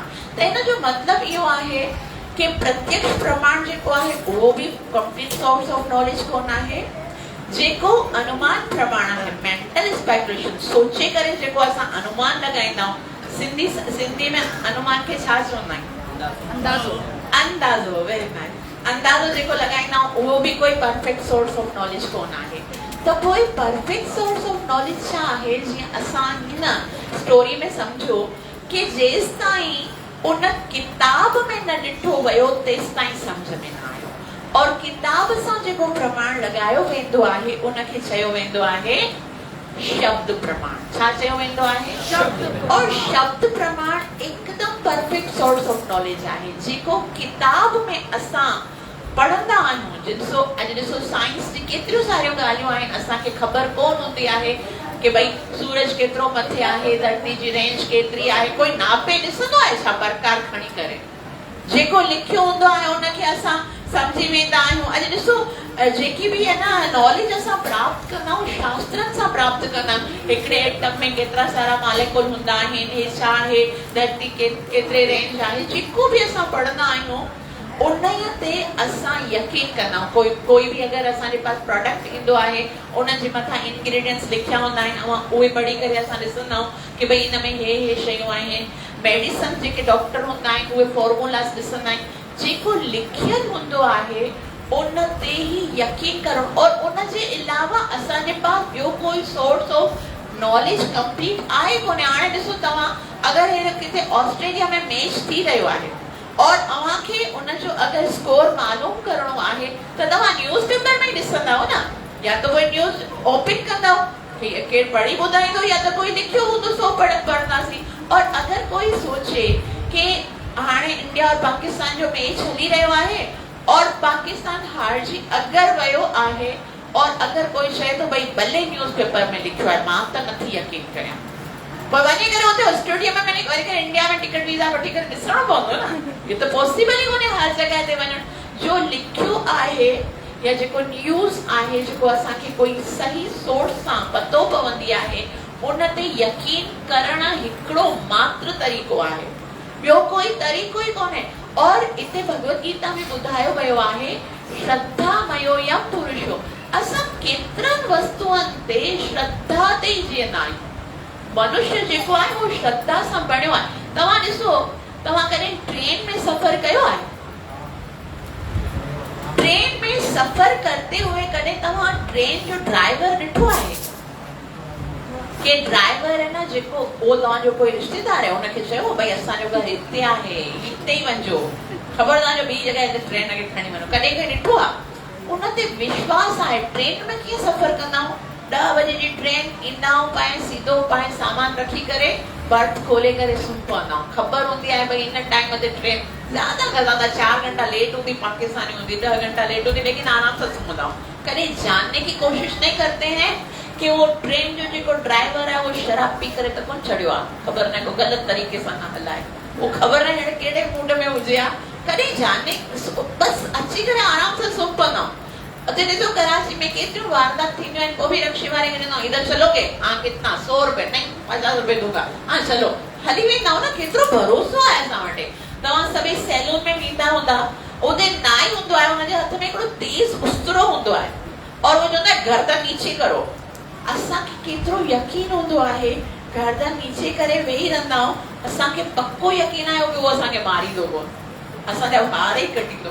त असा उन सभिन ते केतरी श्रद्धा, ॾिसो सुबह सवेर असा उथंदा आहियूं, मिल्क मैन ईंदो आहे, खीर ॾेई वेंदो आहे, असा उनखे खीर गरम करे फौरन अॼु तव्हां त सही हूंदो, कॾहिं सोचो ज़हर न विधो हुजे, केतिरो यकीन हो। असांजो कोई सॾे वारो त कोन आहे, लेकिन पोइ बि मनुष्य जेको आहे उहो श्रद्धा ते बणियल आहे और केतिरनि शयुनि ते श्रद्धा रखंदो आहे, लेकिन विडंबना सिर्फ हिकिड़ी आहे, परेशानी सिर्फ हिकिड़ी आहे कि एतिरी शयुनि ते असां श्रद्धा रखंदा आहियूं जंहिं ते असांजो कोई असांजी कोई माइटी कोन आहे, कोई सॻो कोन आहे, कोई सुञाणो कोन आहे, लेकिन उहो भॻवान जे असांखे बणायो आहे। उन भगवान ने गीता में लिखी छॾियो आहे भई तव्हांखे जेकॾहिं सुखी थियणो आहे त सिर्फ और सिर्फ हिकिड़ो ई तरीक़ो आहे, मुंहिंजी शरण में अचो, असां उन जी ॻाल्हि ते खाली विश्वास न रखूं। असां सोचींदा आहियूं कि असां हर तरीक़े सां पाण खे ख़ुशि करण जो प्रयास कंदासीं, भली भगवान चई छॾियो आहे मुंहिंजे शरण में अचण खां सवाइ कॾहिं बि तव्हां आनंदित न थींदा। असां कीअं बि करे भगवान जी इन ॻाल्हि खे झुटलाए ॾेखारींदासीं। दुनिया भर जी असां महिनत कंदा आहियूं, सुबह से लेकर रात ताईं असां तकलीफ़ पाण खे ॾींदा आहियूं, संघर्ष कंदा आहियूं कि बस असां भगवान जी शरण में अचण खां सवाइ कुझु थी सघूं। पंहिंजे लाइ हर वक़्तु हर कोई व्यक्ति ॾिसो केतिरो असां ॾिसो सुबुह खां वेंदा आहियूं रात ताईं महिनत कंदा आहियूं, हिकिड़ो ई त असांजो कारण हूंदो आहे सॼी, जेको भी जो स्टडी करते हैं, जो बाहर कमाने के लिए जाते हैं, जो बिजनेसमैन हैं, जो ऑफिस जाते हैं, जो कारण छा आहे उन सभिनि जो? असां सुखी थियण चाहियूं था न, धन मिलेगा तो सुखी थियण चाहियूं था और सुखी असां चाहियूं था। तो उनखे अगर कोई चए भई भगवान जो नालो वठो, भई 4 ॾींहं जी कथा रखियल आहे, अचो भगत सभु मिली करे भगवान जी कथा ॿुध न, असां छा चवंदा आहियूं असांजे पास त टाइम ई कोन्हे, सुबुह खां वठी करे रात ताईं धंधे में लॻा पिया। मतलब असां सोचूं था नी ये एतिरो इम्पोर्टेंट कोन आहे जेतिरो इम्पोर्टेंट असां जेके ॿिया कार्य आहिनि, छाकाणि त उहे असांखे ख़ुशि करण जे लाइ, हे त फिज़ूल माण्हुनि जो कमु आहे। भगवान जी भक्ति माला करण, नाम जप करण त जेके वांदा वेठा आहिनि कैमरा शो वारा उन जहिड़ो कमु आहे। असां त बिज़ी आहियूं, असांजे पास त केतिरो सारियूं रिस्पॉन्सिबिलिटीज़ आहिनि, लेकिन अॼु ॾिसूं केतिरा वॾा वॾा महाराजा हूंदा, पंहिंजा एॾा सारा राजमहल त्यागे करे, धन महल मारियूं सभु नौकर चाकर त्यागे करे वेंदा हुया, जंगल में वञी करे तपस्या कंदा, के चरिया हुया छा? उन्हनि खे ख़बर हुयो कि हे सब भौतिक वस्तु असां खे आनंद को नथियूं ॾेई सघनि। हे सब केवल, इन जो मतलब इहो बिल्कुल भी कोन आहे कि असां सब कम धंधो सब छॾे करे असां इन भगवान जी भक्ति में चलो, छोड़ो घर बार चलो हरिद्वार, ये तो कित भी कोन लिखियो आहे। भगवत गीता में तो साफ साफ भगवान श्री कृष्ण चवनि था कर्मण्येवाधिकारस्ते, पंहिंजो कर्म कर अर्जुन। लेकिन इन जो मतलब इहो कोन आहे कि इहो कर्म ही जीवन आहे। असां खे छा करणो आहे, पंहिंजे जीवन खे हिकिड़े तरीक़े सां सेट करणो आहे जंहिंमें भगवान जी भक्ति लाइ सफिशिएंट टाइम हुजे। छाकाणि त शरीर खे भी पालणो आहे, शरीर जे लाइ धन भी खपे, एजुकेशन भी खपे, भौतिक वस्तु भी खपनि, लेकिन उन सां गॾोगॾु असां खे पंहिंजी आत्मा जो उद्धार करणो आहे। उन जे लाइ असां खे शास्त्र खे पढ़णो आहे। छाकाणि त भगवान Shri Krishna Bhagavad Gita chapter number 16 verse number 23 में हिकड़ी सुंदर ॻाल्हि ॿुधाइनि था। भगवान चवनि था, यह शास्त्र विधि मुत्सृज्य वर्तते कामकारत न स सिद्धिम् अवाप्नोति न सुखम न परां गतिम्। यह शास्त्र विधि मुत्सृज्य, उहो व्यक्ति जेको शास्त्र खे छॾे ॾींदो आहे, यह शास्त्र विधि मुत्सृज्य वर्तते कामकारता, और पंहिंजे मन माने ढंग सां कार्य कंदो आहे। केर व्यक्ति जेको शास्त्र खे छॾे ॾींदो आहे ऐं पंहिंजे मन माने ढंग सां कार्य कंदो आहे, उनखे टे वस्तु कॾहिं न मिलंदियूं आहिनि। कहिड़ियूं टे वस्तु? भगवान जो शब्द, न स सिद्धिम् अवाप्नोति न सुखम न परं गतिम्। ना उनखे कॾहिं सिद्धि मिलंदी आहे, न सुख मिलंदो आहे, न परम गति मिलंदी आहे। कहिड़ियूं टे शयूं? ना सिद्धि, सिद्धि जो मतलब आहे perfection. Everybody wants to be perfect, है ना? लेकिन भगवान जो उनखे कॾहिं भी सिद्धि न मिलंदी आहे, न सुखम, उनखे कॾहिं सुख न मिलंदो आहे, न परम गति, माना उनखे कॾहिं भी परम गति माना जीवन जो लक्ष्य जेको गोल हो, मंजिल, डेस्टिनेशन जेकी आहे उहो न मिलंदियूं। कहिड़ियूं टे शयूं न मिलंदियूं? सिद्धि, सुख, परम गति। कंहिंखे न मिलंदियूं? जेको शास्त्र जे आदेश खे न मञंदो और पंहिंजी मर्ज़ी मन माने ढंग सां कार्य कंदो। अॼु ॿुधायो, अगर असां हिते जेतिरा भी जीव आहियूं, केतिरा जीव आहिनि जेके शास्त्रनि जे अनुसार जीअंदा आहिनि और पंहिंजे मन माने ढंग सां न जीअंदा? 1.1% भी कोन हूंदा जेके शास्त्र जे अनुसार जीअंदा। तंहिं करे उन्हनि खे न सिद्धि मिलंदी आहे, न सुख मिलंदो आहे, न परम गति मिलंदी आहे।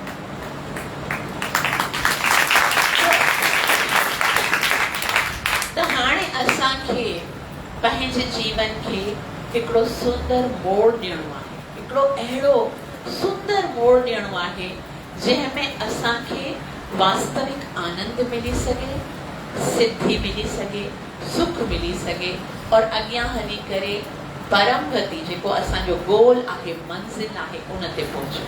उन जो सिर्फ़ हिकिड़ो ई तरीक़ो आहे, हरि बोल, सिर्फ़ हिकिड़ो ई तरीक़ो आहे कि असां शास्त्रनि जे अनुसार। हाणे हिते नओं क्वेश्चन उथे थो, असांजे पास अञा ताईं 20 मिंट आहिनि, ध्यान सां ॿुधजो।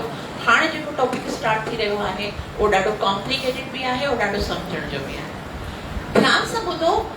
हेठि ताईं असां छा ॿुधो आहे कि ज्ञान जेसि ताईं प्राप्त कोन थींदो तेसि ताईं सुखी कोन थी सघंदासीं, और ज्ञान प्राप्त करण जा टे तरीक़ा: प्रत्यक्ष प्रमाण जेको कंप्लीट सोर्स ऑफ नॉलेज कोन आहे, उन खां पोइ अनुमान प्रमाण जेको असां अंदाज़ो लॻाईंदा आहियूं, उहो भी परफेक्ट सोर्स ऑफ नॉलेज कोन आहे।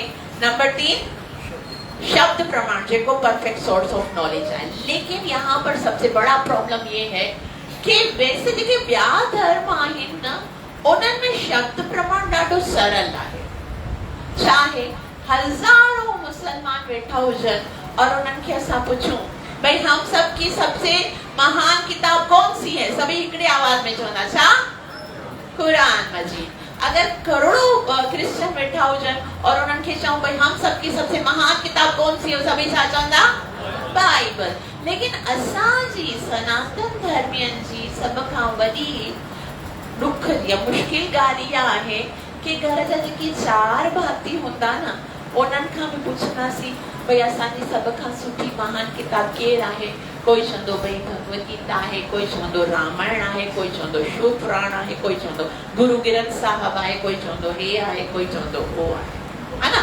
एतिरा सारा शास्त्र असांजे धर्म में आहिनि, तंहिं करे असां मुंझल आहियूं। तो वो हिकिड़ी क्वेश्चन यहाँ पर ये भी उठता है कि भगवान की जरूरत केड़ी हुई एतिरा शास्त्र बनाइण जी, है ना। जॾहिं अल्लाह खे हिकिड़ी अकल हुई कि हिकिड़ी कुरान बणाई अथई, जीसस क्राइस्ट खे अकल हुई कि हिकिड़ी बाइबल। हे भगवान श्री कृष्ण जेको चवे थो कि बुद्धिर बुद्धिमताम अस्मि, सभिनि बुद्धिवान माननि खे बुद्धि ॾियण वारो मां आहियां, एतिरो न सोचई भाई मां एतिरा सारा शास्त्र जेकॾहिं ॾींदमि। केतिरा शास्त्र आहिनि असांजे सनातन धर्म में, ख़बर अथव तव्हांखे? 4 वेद आहिनि, ऋग्वेद, सामवेद, यजुर्वेद, अथर्ववेद। ये वेद जेके आहिनि से स्टार्टिंग आहिनि असांजे, उहे भगवान जे साथ सां निकिता आहिनि। वेदनि जे अंदरि जेको लिखियल आहे एकदम परफेक्ट आहे। वेद कॾहिं ग़लति थी नथा सघनि। वेद त करोड़ों वर्ष पहिरीं बणिया आहिनि और उहो ई जेको साइंस आहे अॼु रिसर्च करे रही आहे वेद कीअं सत्य आहिनि। वेद में करोड़ों साल पहिरीं लिखियल आहे कि जेको शंख आहे उहो पवित्र आहे, शुद्ध आहे। शंख जी जॾहिं ध्वनि निकिरंदी आहे उन सां वातावरण शुद्ध थी वेंदो आहे। हालांकि शंख केरु आहे? हिकिड़ी हड्डी आहे। ॾिठो वञे त हड्डी जेकी हूंदी आहे पशु हड्डी, उहा पवित्र कोन हूंदी आहे, लेकिन वेद में लिखियल आहे और अॼु हिनखे बिल्कुलु प्रमाणित कयो वियो आहे। वेद में करोड़ों साल पहिरीं लिखियल हो कि जेको काउ डंक हूंदो आहे, गांव जो जेको छेणो हूंदो आहे उहो पवित्र हूंदो आहे, उन सां वातावरण शुद्ध हूंदो आहे। उन में कुझु अहिड़ा एंटीसेप्टिक तत्व हूंदा आहिनि जेके वातावरण खे पवित्र कंदा आहिनि। साइंस पहिरीं न मञंदी हुई, लेकिन अॼु साइंस बि हुन ॻाल्हि खे प्रूव कयो आहे। साइंस पहिरीं हिन ॻाल्हि खे न मञंदी हुई कि जीव हूंदो आहे वृक्षनि में, वृक्ष जेके हूंदा आहिनि उन्हनि में बि जीव हूंदो आहे। लेकिन वेदन में करोड़ साल पहिरीं लिखियो आहे कि जलजा 9 लक्षाणी और स्थावर लक्ष विशंति के 20 लख प्रकार जा वृक्ष हूंदा आहिनि जेके योनियूं आहिनि। इहो अॻे साइंस बि पहिरीं न मञंदी हुई कि जेको माता जे गर्भ में जेको संतान ईंदो आहे, पहिरीं इहो चयो वेंदो कि उन में जेको जीव आहे उन में आत्मा जेकी आहे 3 महीने खां पोइ ईंदी आहे। पहिरीं अबॉर्शन कराए छॾे सघो था, लेकिन असांजे शास्त्र में वेदन में लिखियल आहे पहले ॾींहं खां उन जे अंदर जीव आहे। जीव है तभी तो बड़ा हो रहा है। अगर उन जे अंदर आत्मा कोन हुजे, अॼु साइंस उन खे स्वीकार करे थी। साइंस छा कंदी आहे? रिसर्च कंदी आहे। रिसर्च उन ई ते जेको पहिरीं खां ई सत्य आहे, लेकिन वास्तविक सत्य क्या है? जेको वेदन में लिखियल आहे। त असांजे सनातन धर्म जो पहिरियों मुख्य किताब कहिड़ियूं आहिनि? 4 वेद आहिनि। लेकिन वेद जेके आहिनि उन्हनि जे अंदरि एॾी त अलौकिक संस्कृत लिखियल आहे, उहा कंहिंखे अॼु जे ज़माने में सम्झ में ई कोन ईंदी। तंहिं करे भॻवान जेको आहे उहो वेद व्यास जी जो अवतार वठी करे आया और भॻवान जेको आहे वेदन खे सम्झाइण जे लाइ 4 वेदन खे अलॻि अलॻि टुकड़नि में डिस्ट्रीब्यूट कयो। उन्हनि खे सम्झाइण जे लाइ 108 उपनिषद लिखिया और उन्हनि उपनिषदनि खे सम्झाइण लाइ वेदांत सूत्र लिखियो। वेदांत सूत्र खे सम्झाइण लाइ 18 पुराण ये जेको भागवत महापुराण, मत्स्य पुराण, कूर्म पुराण, मार्कंडेय पुराण, ये सभई पुराण लिखिया। ऐं 18 पुराणनि खे सम्झाइण जे लाइ रामायण, महाभारत, इतिहास लिखा, घणियूं ई श्रुतियूं, घणियूं ई स्मृतियूं। ईअं कंदे कंदे कंदे असांजे पास असंख्य शास्त्र बची विया। एतिरा सारा शास्त्र असांजे सनातन धर्म में इकट्ठा थिया। त पोइ हाणे क्वेश्चन इहो आहे कि आखिर भॻवान एतिरा सारा शास्त्र छो बणाया?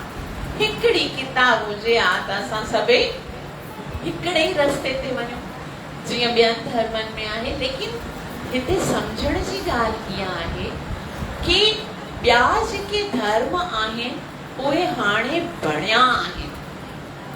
असांजे धर्म में जन्म वरितो आहे वो आहे सनातन धर्म, जेको बणियो कोन आहे, वो अनादि काल सां आहे, वो स्टार्ट खां आहे। और भगवान जॾहिं जीव खे बणायो तॾहिं ॾिठो भगवान कि हर कंहिं जीव जी हिकिड़ी अलग अलग इच्छा आहे, हिकिड़ी अलग अलग भावना आहे। तो उन जे अनुसार भगवान घणा ई शास्त्र बनाया। कोई शास्त्र तमोगुणी आहिनि, के रजोगुणी आहिनि। हाणे ॾिसो 18 पुराण आहिनि न, तंहिंमें 6 पुराण तमोगुणी आहिनि,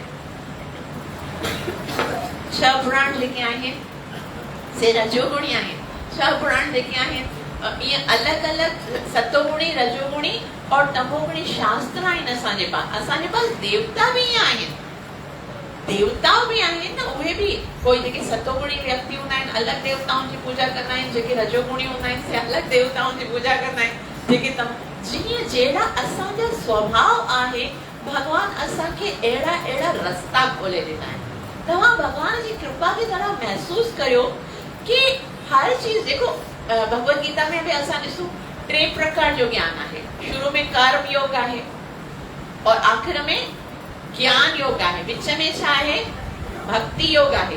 अलग कोई माण्हू जेके आहिनि उहे कर्म योग ते विश्वास रखनि था, कोई माण्हू जेके आहिनि ज्ञान योग ते विश्वास रखनि था, कोई जेके आहिनि से भक्तिअ ते प्रेम ते विश्वास रखनि था।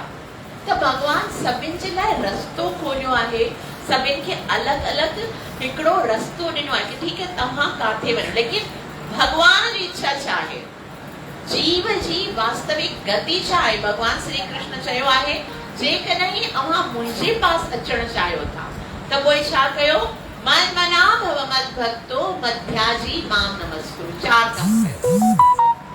कहिड़ा 4 कम कयो? मन मना, मन में तव्हां मूंखे यादि कयो, भाव मद भक्तो, भाव मना बणजो, मद मना मुंहिंजा, भक्तो मना भगत, छा बणजो भगवान ने नहीं बोला भाई डॉक्टर बनो, भाई इंजीनियर बनो, भाई बिजनेसमैन बनो, करोड़पति बनो, माता बनो, पिता बनो, ये भगवान ने नहीं बना।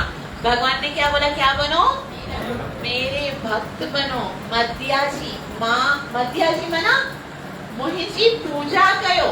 हे भगवान जा शब्द आहिनि और मध्याजी मां नमस्कुरु, मूंखे नमस्कार कयो।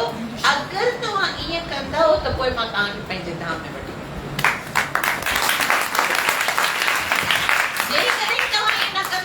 मर्जी आहे जाने वञो। देखो भगवान श्री कृष्ण जेको आहे न, कोई कॾहिं असां सोचींदा आहियूं कोई भी भगवान एतिरा सारा छो रस्ता बनाया, हिकिड़ो ई रस्तो बनाया त भगवान श्री कृष्ण अव्हांजी भक्ति और पूजा जे लाइ बुखायल कोन आहे।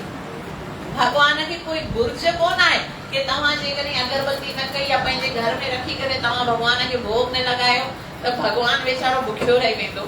भगवान खे असांजी भक्ति पूजा जी ज़रूरत कोन आहे। भगवान त कंहिंजो बुखियो आहे, प्रेम जो बुखियो आहे। और प्रेम ॿुधायो तव्हां जबरदस्ती थींदो आहे, कोई गन पॉइंट पे प्रेम कर सकता है, मुझसे प्रेम नहीं किया तो जान से मार डालूंगा। प्रेम कॾहिं थींदो आहे, स्वतंत्रता सां थींदो आहे। स्वतंत्रता मतलब तव्हांखे पूरी आज़ादी हुजे। अगर तव्हांजे पास ॿियो कोई रस्तो ई कोन हुजे आ त पोइ साबित कीअं थिए त तव्हां भगवान सां प्यार कयो था। भगवान तव्हांखे एतिरा सारा शास्त्र ॾिना आहिनि, एतिरा सारा देवता ॾिना आहिनि कि ठीक है अव्हांजे पास एतिरा सारा चॉइसेस आहिनि। भगवान Shri Krishna Bhagavad Gita chapter number 9 verse number 25 में चवनि था, यान्ति देव व्रता देवान पितृन यान्ति पितृव्रता भूतानि यान्ति भूतेज्या यान्ति मध्याजिनो भीमा। तव्हांजे पास घणी चॉइस आहे। जेकॾहिं देवताउनि जी पूजा कंदा त देवताउनि ॾे वेंदा, जेकॾहिं पितरनि जी पूजा कंदा त पितरनि ॾे वेंदा, जेकॾहिं जिन भूतनि जी पूजा कंदा त होॾे वेंदा, और जेकॾहिं मुंहिंजी पूजा कंदा त मुंहिंजे पास ईंदा। त असांखे भगवान जेके चौराहे ते खड़ो कयो आहे हर जगह। और असां सिंधियनि जी सब खां सुंदर ॻाल्हि कहिड़ी हूंदी आहे, तव्हां असां छा चवंदा आहियूं, भई जहिड़े बि रस्ते ते वञो मंज़िल त मिलणी आहे। हर रस्तो सही आहे, जेता वणेस तेता वञो, आखिर त पुॼंदो भगवान वटि। अरे भगवान वटि अगर भगवान Shri Krishna Bhagavad Gita chapter number 14 verse number 18 में चवन था ऊर्ध्वं गच्छन्ति सत्त्वस्तो मध्ये तिष्ठति भारत जगन्याविद गुणवृत्तस्तो अधो गच्छन्ति तामसा जेकरे सतोगुण में रहंदा त मथे लोकन में वेंदा जेकरे रजोगुण में कार्य कंदा त विच वारे लोकन में वेंदा जेकरे तमोगुण में कार्य कंदा त हेठ त भगवान काथे न लिखियल आहे जैसे भी करोगे मेरे पास आओगे। अगर असा जेड़े भी रास्ते ते वणो और भगवान जी पास पहुंचूं हां तो आप बताओ कोई भगवान के भगवत गीता बुधाण की जरूरत केड़ी हुई अर्जुन के पर ठीक का जिते वणे तिते वणे हिकड़ी गाल कौन आहे माइंड को थोड़ा सा फ्रेश करो और बिल्कुल ये बात अपने दिमाग में बिठा दो कि हिकड़ी गाल कौन आहे सब रास्ता अलग अलग मंजिल ते वेंदा। अगर तव्हां लाहौर वाली ट्रेन में वेंदा तो वो छा कराची में पहुंचना इतनी तो अकल होनी चाहिए हर व्यक्ति को भाई जे पेणी किथे भी वणण का पेणी असा के पंहिंजो डेस्टिनेशन सेट करणो है ना असा के मंजिल पेणी जेकी मंजिल आहे वो मखसूस मंजिल एकड़ी स्पेशल मंजिल चॉइस करनी आहे उन जे बाद असा रास्तो पकड़ीदासी। आज असा जी सभनी का वडी विडंबना इया आहे कि असा रस्तन ते खाली हली रहा आहियूं और असा के पंहिंजी मंजिल जो ना तो कोई ज्ञान आहे और ना ही असा ज्ञान प्राप्त करण चाहिए। रोज सत्संग थींदो आहे डेली सत्संग थींदो आहे कॾहिं किथे थींदो आहे कॾहिं किथे थींदो आहे कॾहिं किथे थींदो आहे असां डेली ईंदा आहियूं सत्संग में और असां चवंदा आहियूं हे भी सही थो चए हे भी सही थो चए हे भी सही थो चए बिल्कुल सब सही था चवनि लेकिन तव्हां खे कहिड़े रस्ते ते हलणो आहे तव्हां खे चॉइस करणो। तो हिते भगवान एतिरा सारा शास्त्र इन जे लाइ बनाया ताकि असांजी वृत्ति अलग अलग आहे लेकिन फिर क्या हुआ हाणे हिते एंड आहे ध्यान सां ॿुधो असांजे पास 10 मिनट आहिनि एकदम ध्यान सां। जॾहिं 5000 साल पहिरीं भगवान श्री कृष्ण आया तॾहिं भगवान सोचियो कि हेतिरा सारा शास्त्र आहिनि ऐं अॼु जेको कलयुग जो व्यक्ति आहे उहो त बिल्कुलु मुंझल आहे उन जे पास ना समय आहे न बुद्धि आहे ना ही एड़ो कोई व्यक्ति आहे जेको उनखे सभई वेद ऐं शास्त्र पढ़ाए त इन जे कल्याण जे लाइ मूंखे कुझु करणु घुर्जे। भगवान सोचो कि हेतिरा सारा शास्त्र आहिनि त ये समझी कोन सघंदा और अगर अॼु ॾिसो एतिरा सारा वेद आहिनि उन्हनि खे खाली पढ़ण जे लाइ खाली आयु जी ॻाल्हि बि कजे न उमिरि 10,000 साल जी उमिरि खपे के वटि आहिनि और खाली पढ़ण जे लाइ समझण जे लाइ त असांजे पास कोई अहिड़ो गुरु बि कोन आहे जेको ये वेद असांखे समझाए। पोइ भगवान सोचो कि वेचार भगवान करुणा जो सागर आहे भगवान सोचो कुछ करना चाहिए।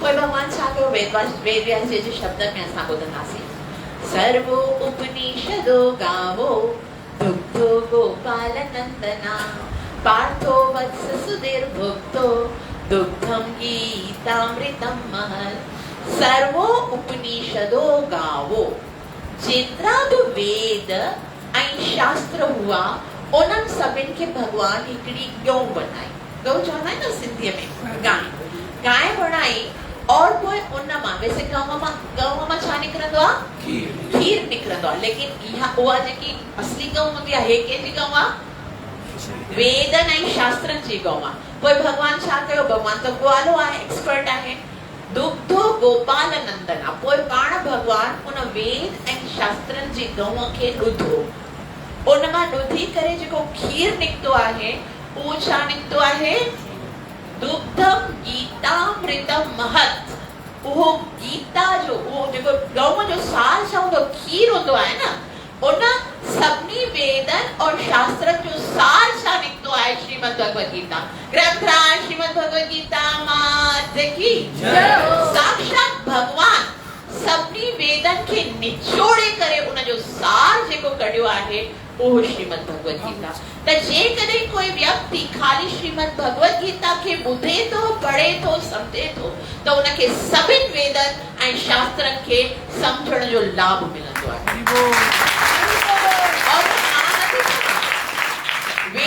जे शब्दनि में ॿुधो कि गीता जेकी आहे, श्रीमद भगवत गीता कीअं आहे? गीता सुगीता कर्तव्यम किमन्ये शास्त्र विस्तरे या स्वयं पद्मनाभस्य मुख पद्म विनिसृता। गीता सुगीता कर्तव्यम, यो श्रीमद भगवत गीता पढ़ण प्रत्येक जीव जो कर्तव्य आहे। यो कर्तव्य आहे शास्त्र पढ़ण। अगर शास्त्र न पढ़ंदासीं छा को मिलंदो? टे शयूं त न मिलंदियूं, न सिद्धि, न सुख, न परम गति। भगवान चवंदो गीता सुगीता कर्तव्यम, ये गीता पढ़ण कर्तव्य आहे। और ॿिया शास्त्र किमन्ये शास्त्र विस्तरे, ॿियनि जी पढ़ण जी एतिरी ज़रूरत कोन आहे। मेरे शब्द नहीं है, वेद व्यास जी जे लिखिया उन ॿुधायो आहे। छाकाणि लाइ? छाकाणि त या स्वयं पद्मनाभस्य, साक्षात भगवान जे मुख पद्म। हाणे तव्हांखे ख़बर आहे गंगा, गंगा जीअं असां शुरू में चयो सभिनी नदियुनि में पवित्र नदी कहिड़ी आहे? गंगा काथों निकती आहे? भगवान जे चरणन मां निकती आहे। एतिरनि करोड़नि सालनि खां भगवान जे चरणन खे खाली स्पर्श करके गंगा जे अंदर एतिरो पावर अची वियो आहे कि करोड़ों करोड़ पापी उन गंगा में वञी स्नान कंदा आहिनि त पवित्र थी वेंदा आहिनि। तव्हां सोचे ॾिसो कि उहा गंगा जेकी भगवान जे चरण जे नख सां स्पर्श थी, उन जे अंदर एतिरी शक्ति आहे। हे श्रीमद भगवत गीता जेकी साक्षात भगवान जे मुख मां निकती आहे, उन में केॾो पावर आहे।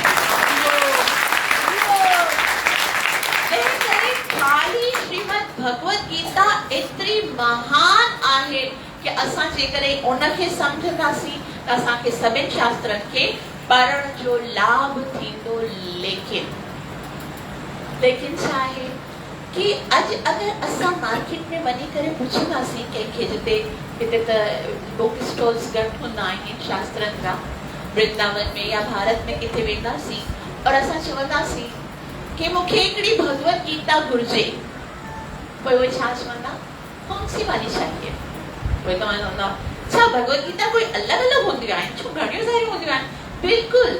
अॼु तव्हां अगरि शास्त्रनि जे दुकान ते वञो हा, बुक स्टॉल ते, उते कम से कम 1000 टाइप की श्रीमद भगवत गीता, 1000 के ब्राह्मण लिखियो आहिनि, के पॉलिटिशियन लिखियो आहिनि, के संतन लिखियो आहिनि, के मतलब श्लोक सुई आहिनि। मूल जेके श्लोक आहिनि उहे कॾहिं चेंज कोन थींदा आहिनि, लेकिन उन्हनि जी जेकी टिप्पणी कंदा आहिनि, उन्हनि जो जेको मतलब ॿुधाईंदा आहिनि, टीका तफ़सीर जेकी कंदा आहिनि, से पंहिंजे पंहिंजे। कोई ब्राह्मण लिखंदो आहे, उहो छा चवंदो आहे? भगवान गीता में लिखियल आहे ब्राह्मण खे दान ॾियणु सभ खां वॾो पवित्र कार्य आहे। कोई पॉलिटिशियन लिखंदा, उहो चवंदो आहे ॾिसो भगवत गीता में लिखियल आहे देश जे लाइ लड़ाई करणु, अर्जुन बि लड़ाई करण खां वधीक ॿियो कोई बि मनुष्य जो जीवन जो कर्तव्य कोन आहे। कोई ऋषि मुनि लिखंदा आहिनि अलॻि अलॻि तरीक़े सां, अलॻि अलॻि तरीक़े जूं भगवत गीताऊं आहिनि। त पोइ असां कंफ्यूज़ वरी, चलो ठीकु आहे, तव्हांजी ॻाल्हि मञीसीं, शास्त्र पढ़णु ज़रूरी आहे, ज्ञान प्राप्त करणो आहे, शास्त्र पढ़णो आहे। शास्त्र पढ़ण जे लाइ वेद आहिनि, वेदनि सभिनि खे भगवान एक करे गाय बनाए करे उन मां ॾुधी करे खीर कढियो, उहो आहे भगवत गीता। भगवत गीता पढ़ण लाइ तयार थियूं त उते परेशान, कहिड़ी भगवत गीता पढ़ो? तव्हां ई ॿुधायो। त ॾिसो भगवत गीताऊं घणियूं आहिनि। जॾहिं श्रील प्रभुपाद जी अॼु खां 50 साल पहिरीं भगवत गीता लिखी रहिया हुआ, तॾहिं बि उन टाइम ते मार्केट में 740 भगवत गीताऊं। त श्रीमद भगवत गीता लिखण खां पहिरीं श्रील प्रभुपाद जी जो हिकिड़ो शिष्य हुयो, उहो श्रील प्रभुपाद जी खे चवणु लॻो कि प्रभुपाद जी पहिरीं खां ई मार्केट में 750 भगवत गीताऊं आहिनि, तव्हां हिकिड़ो ॿी भगवत गीता लिखी रहिया आहियो। पहिरीं खां माण्हू एॾा मुंझल, एतिरी समस्या, ऐं हिकिड़ी ॿी समस्या खोले करे रहिया आहियो, इन जो कारण छा आहे? तॾहिं श्रील प्रभुपाद जी जेको सुंदर सो उत्तर ॾिनो, श्रील प्रभुपाद जी चयो कि अॼु संसार में जेकी भगवत गीता जे प्रति जेकी उलझन आहे, जेकी मुंझ आहे, जेकी समस्या आहे, मां उन समस्त समस्याउनि जो समाधान करे हिते Bhagavad Gita as it is प्रकट करण वारो आहे। श्रीमद भगवत गीता कोई तव्हां चवंदा कि भई माता जी तव्हां Bhagavad Gita as it is यथारूप पढ़ंदा आहियो, त ज़ाहिर सी ॻाल्हि आहे उन जी तव्हां ॻाल्हि कंदव ॿी भगवत गीता में कहिड़ी कमी आहे त ॾिसो भगवान श्री कृष्ण भगवत गीता में लिखियो आहे मां प्रमाण जे साथ चई रही आहियां कोई बि ॻाल्हि असां हिते प्रमाण सां ॻाल्हाईंदासीं भगवत गीता भगवान छा लिखियो आहे भक्त्या माम अभिजानाति मूंसां गॾु पढ़ो भक्त्या माम अभिजानाति भगवान जो मूंखे केवल मुंहिंजो भगत ॼाणी सघे थो छा चयो अथई मूंखे केवल मुंहिंजो अच्छा भगवान खे कंहिं ज़बरदस्ती लिखायो हूंदो भगवान ये भी लिखी सको ज्ञानी माम अभिजानाति संस्कृत श्लोक तो ऐसे भी बन सकता था है ना या ऐसे बोलते कर्मी माम अभिजानाति जेके कर्मी हैं से या भगवान ये लिखे सर ब्राह्मण माम अभिजानाति भगवान कुछ भी लिख सकते थे ना भगवान जी उन टाइम में भगवान के पास माइक को कुछ भी बोल सकते थे है ना लेकिन भगवान छा चयो भक्त्या माम अभिजानाति मूंखे केवल मुंहिंजो भगत ही ॼाणी सघे थो जीअं भगवान खे केवल भगवान जो भगत समझी सघे थो उन ई तरह सां भगवान जे शब्दनि खे भी केवल भगवान जो भगत ही समझी सघे थो तव्हांजी जानकारीअ जे लाइ मां ॿुधायां कि इहा भगवत गीता यथारूप जेकी आहे उहा भगवान जे शुद्ध भक्त श्रील प्रभुपाद जी द्वारा लिखियल आहे और इन सां गॾोगॾु मां तव्हांखे इहा ॻाल्हि ॿुधायां भक्त कंहिंखे चइबो आहे जंहिं पंहिंजो सॼो जीवन भगवान जी सेवा लाइ समर्पित कयो जंहिंजे जीवन जो सिर्फ़ हिकिड़ो ई मक़सदु हुजे कि मुंहिंजे भगवान खे ख़ुशि करणो आहे नंढी सी ते 2 मिंट जी स्टोरी ॿुधी करे अॼु कथा खे विराम ॾींदासीं हिकिड़े दफ़ा हिकिड़ो मंदिर हुयो ॾाढो सुंदर जीअं तव्हां हिकिड़े ख़ूबसूरत मंदिर में वेठा आहियो हिकिड़ो मंदिर हुयो उनजे ॿाहिरां घणा ई माण्हू गुज़रंदा आहिनि त उनजे ॿाहिरां हिकिड़ो भिखारी गुज़रियो त भिखारी सोचियो ओ मंदिर चलो अॼु त बाबा जी लॻे थो घणो सुठो प्रसाद बणायो हूंदो हलो मंदिर में हलो ॾाढी बुख लॻी आहे असां अॼु कुझु खाई अचो हाणे ॿुधायो मंदिर आहे या रेस्टोरेंट आहे मंदिर आहे न लेकिन उनजे मन में वो भिखारी हुयो उनजे मन में छा हुयो कि मां उते वञी करे छा कंदमि भोजन खाईंदसि उतां खां हिकिड़ो सिविल इंजीनियर गुज़रियो उन सोचियो वाह मंदिर चलो ठीक है टाइम आए थोड़ो वञी करे अंदर ॾिसूं कहिड़ी कारीगरी कई अथऊं मंदिर में ॾिसूं कुझु न कुझु नया आइडियाज़ मिलंदा कुझु सुठे तरीक़े सां कोई स्तंभ हूंदा कोई सुठे तरीक़े सां कारीगरी थी हूंदी वञी करे ॾिसूं हाणे ॿुधो हिते अची करे हे मंदिर आहे या हिते सिविल इंजीनियर जी कोई कारीगरी ॾिसण जी कोई म्यूज़ियम आहे मंदिर आहे लेकिन उन छाकाणि त उहो जेको व्यक्ति हूंदो न अहिड़ी उनजी सोच हूंदी उतां खां घणा ई माण्हू गुज़रंदा आहिनि पंहिंजी पंहिंजी बुद्धि जे अनुसार कोई न कोई हिकिड़ो निर्णय कढंदा लेकिन उतां खां हिकिड़ो भगत गुज़रे मंदिर आहे और उतां खां भगत गुज़री रहियो आहे उनजे मन में छा ईंदो अरे मंदिर आहे हलो त भगवान जो दर्शन करे पंहिंजो जीवन सफल भक्त जे मन में त इहो ईंदो अरे मंदिर कीअं क्रॉस करे वञो भगवान जो दर्शन ज़रूर करियो छाकाणि त भगवान जे दर्शन सां सभई कम पाण ई पूरा थी वेंदा है ना तो उन ही तरह सां जीअं मंदिर जो उद्देश्य हिकिड़ो भगत समझी सघे थो उन ही तरह सां भगवान जे शब्दनि खे बि हिकिड़ो भगत ही समझी सघे थो श्रील प्रभुपाद की त अॼु खां असां गीता स्टार्ट कंदासीं अॼु त मां तव्हांखे इहो ॿुधायो कि ज्ञान प्राप्त कीअं कजे ऐं ज्ञान प्राप्त करण जा सोर्स ऑफ नॉलेज पढ़िया अगर असां गलत ज्ञान प्राप्त कंदासीं त असांजे साथ छा थींदो और जेसि ताईं असां भगवान चयो आहे ज्ञान शास्त्र खे न सम्झंदासीं तेसि ताईं असांखे सुख बि न मिलंदो सिद्धि न मिलंदी परम गति न मिलंदी घणे सारे शास्त्रनि मां असां निचोड़ कढियो कि असांखे श्रीमद भगवत गीता पढ़णु घुरिजे और श्रीमद भगवत गीताउनि में बि अगरि कोई मुख्य भगवत गीता आहे Shrimad Bhagavad Gita as it is यथारूप जंहिंजे पास कोन आहे उन्हनि सभिनि से मां प्रार्थना कयां थी कि तव्हां बाबा खे चई सघो था जेतिरियूं भगवत गीता चाहे सिंधी में खपे तव्हांखे चाहे उर्दू में खपे चाहे हिंदी में खपे या इंग्लिश में खपे तव्हांखे भगवत गीता सही प्राइस में तव्हां ताईं पहुचाई वेंदी तव्हां सभई भगवत गीता भगवत गीता ख़बर अथव छा आहे ही भगवत गीता भगवान सां ॻाल्हाइण जो हिकिड़ो तरीक़ो आहे जीअं असां मोबाइल हूंदी आहे न सभिनि जी पंहिंजी पंहिंजी हूंदी आहे ना, छाकाणि त असां छाजे लाइ रखंदा आहियूं कि जिस समय मुझे अपने किसी मित्र के साथ कांटेक्ट करना हो तो मुझे पंहिंजी हुजणु घुरिजे। उन ई तरह सां भगवत गीता भी पंहिंजी हुजणु घुरिजे, छाकाणि त जॾहिं बि पंहिंजे सचे मित्र भगवान श्री कृष्ण सां ॻाल्हि करणु हुजे उन ई टाइम ते भगवान मंदिर ते हिकिड़ो श्लोक खोलियो ऐं भगवान सां वार्तालाप। महात्मा गांधी चवंदा आहिनि कि जंहिं टाइम ते मां परेशान थींदो आहियां ऐं परेशानीअ में मांखे सम्झ में कोन ईंदो आहे कि मैं छा करियां, उन टाइम ते मां भगवत गीता खोलींदो आहियां ऐं भगवान श्री कृष्ण मुझे उन परेशानी खे दूर करे।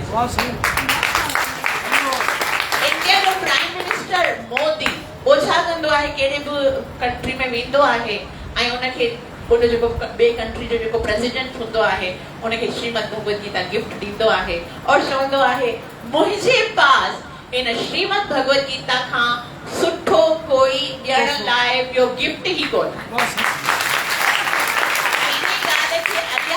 चवंदो आहे। और मूंखे यकीन आहे कि तव्हांजे पास वठण लाइ बि इन खां महान ॿियो कोई गिफ्ट कोन्हे। तव्हांजे पंहिंजे फ्रेंड्स खे पंहिंजे अॼु ॾिसो कोर्स करे रहिया त इहा सारी जेकी आहे न एक एक पॉइंट जेको आहे तव्हांखे नोट करणो आहे और कोशिश करणी आहे टंडो आदम में हिकिड़ो बि अहिड़ो घर न हुजे जिते श्रीमद भगवत गीता यथारूप न हुजे। अगर तव्हां चाहियो था कि उन्हनि जो कल्याण थिए त सोचो श्रीमद भगवत गीता जेकी मर्यादनि जो बि कल्याण कंदी आहे, जेकॾहिं जीते जागते असां उनजा पढ़ूं त कहिड़ा असांजे जीवन में चमत्कार। जो हृदय जी गहराई सां धन्यवाद आहे तव्हां सभिनि जा लख थोड़ा जो एतिरो प्रेम सां तव्हां कथा खे ॿुधो। मूंखे आशा आहे कि कल तव्हां समय ते ईंदा, कुछ न कुछ क्वेश्चंस तव्हां करे सघो था। अॼु जे बि कथा में अॼु कथा लेट शुरू थी लेकिन असां कोशिश कंदासीं कथा खे थोड़ो सवेर स्टार्ट करे ताकि असांजे पास क्वेश्चन आंसर जो भी समय हुजे और कोई भी डाउट्स हुजनि तव्हां पुछी सघो था और मूंखे ज़रूर आशीर्वाद ॾियो त मां पाण भगवान सां प्रेम करे पंहिंजे जीवन खे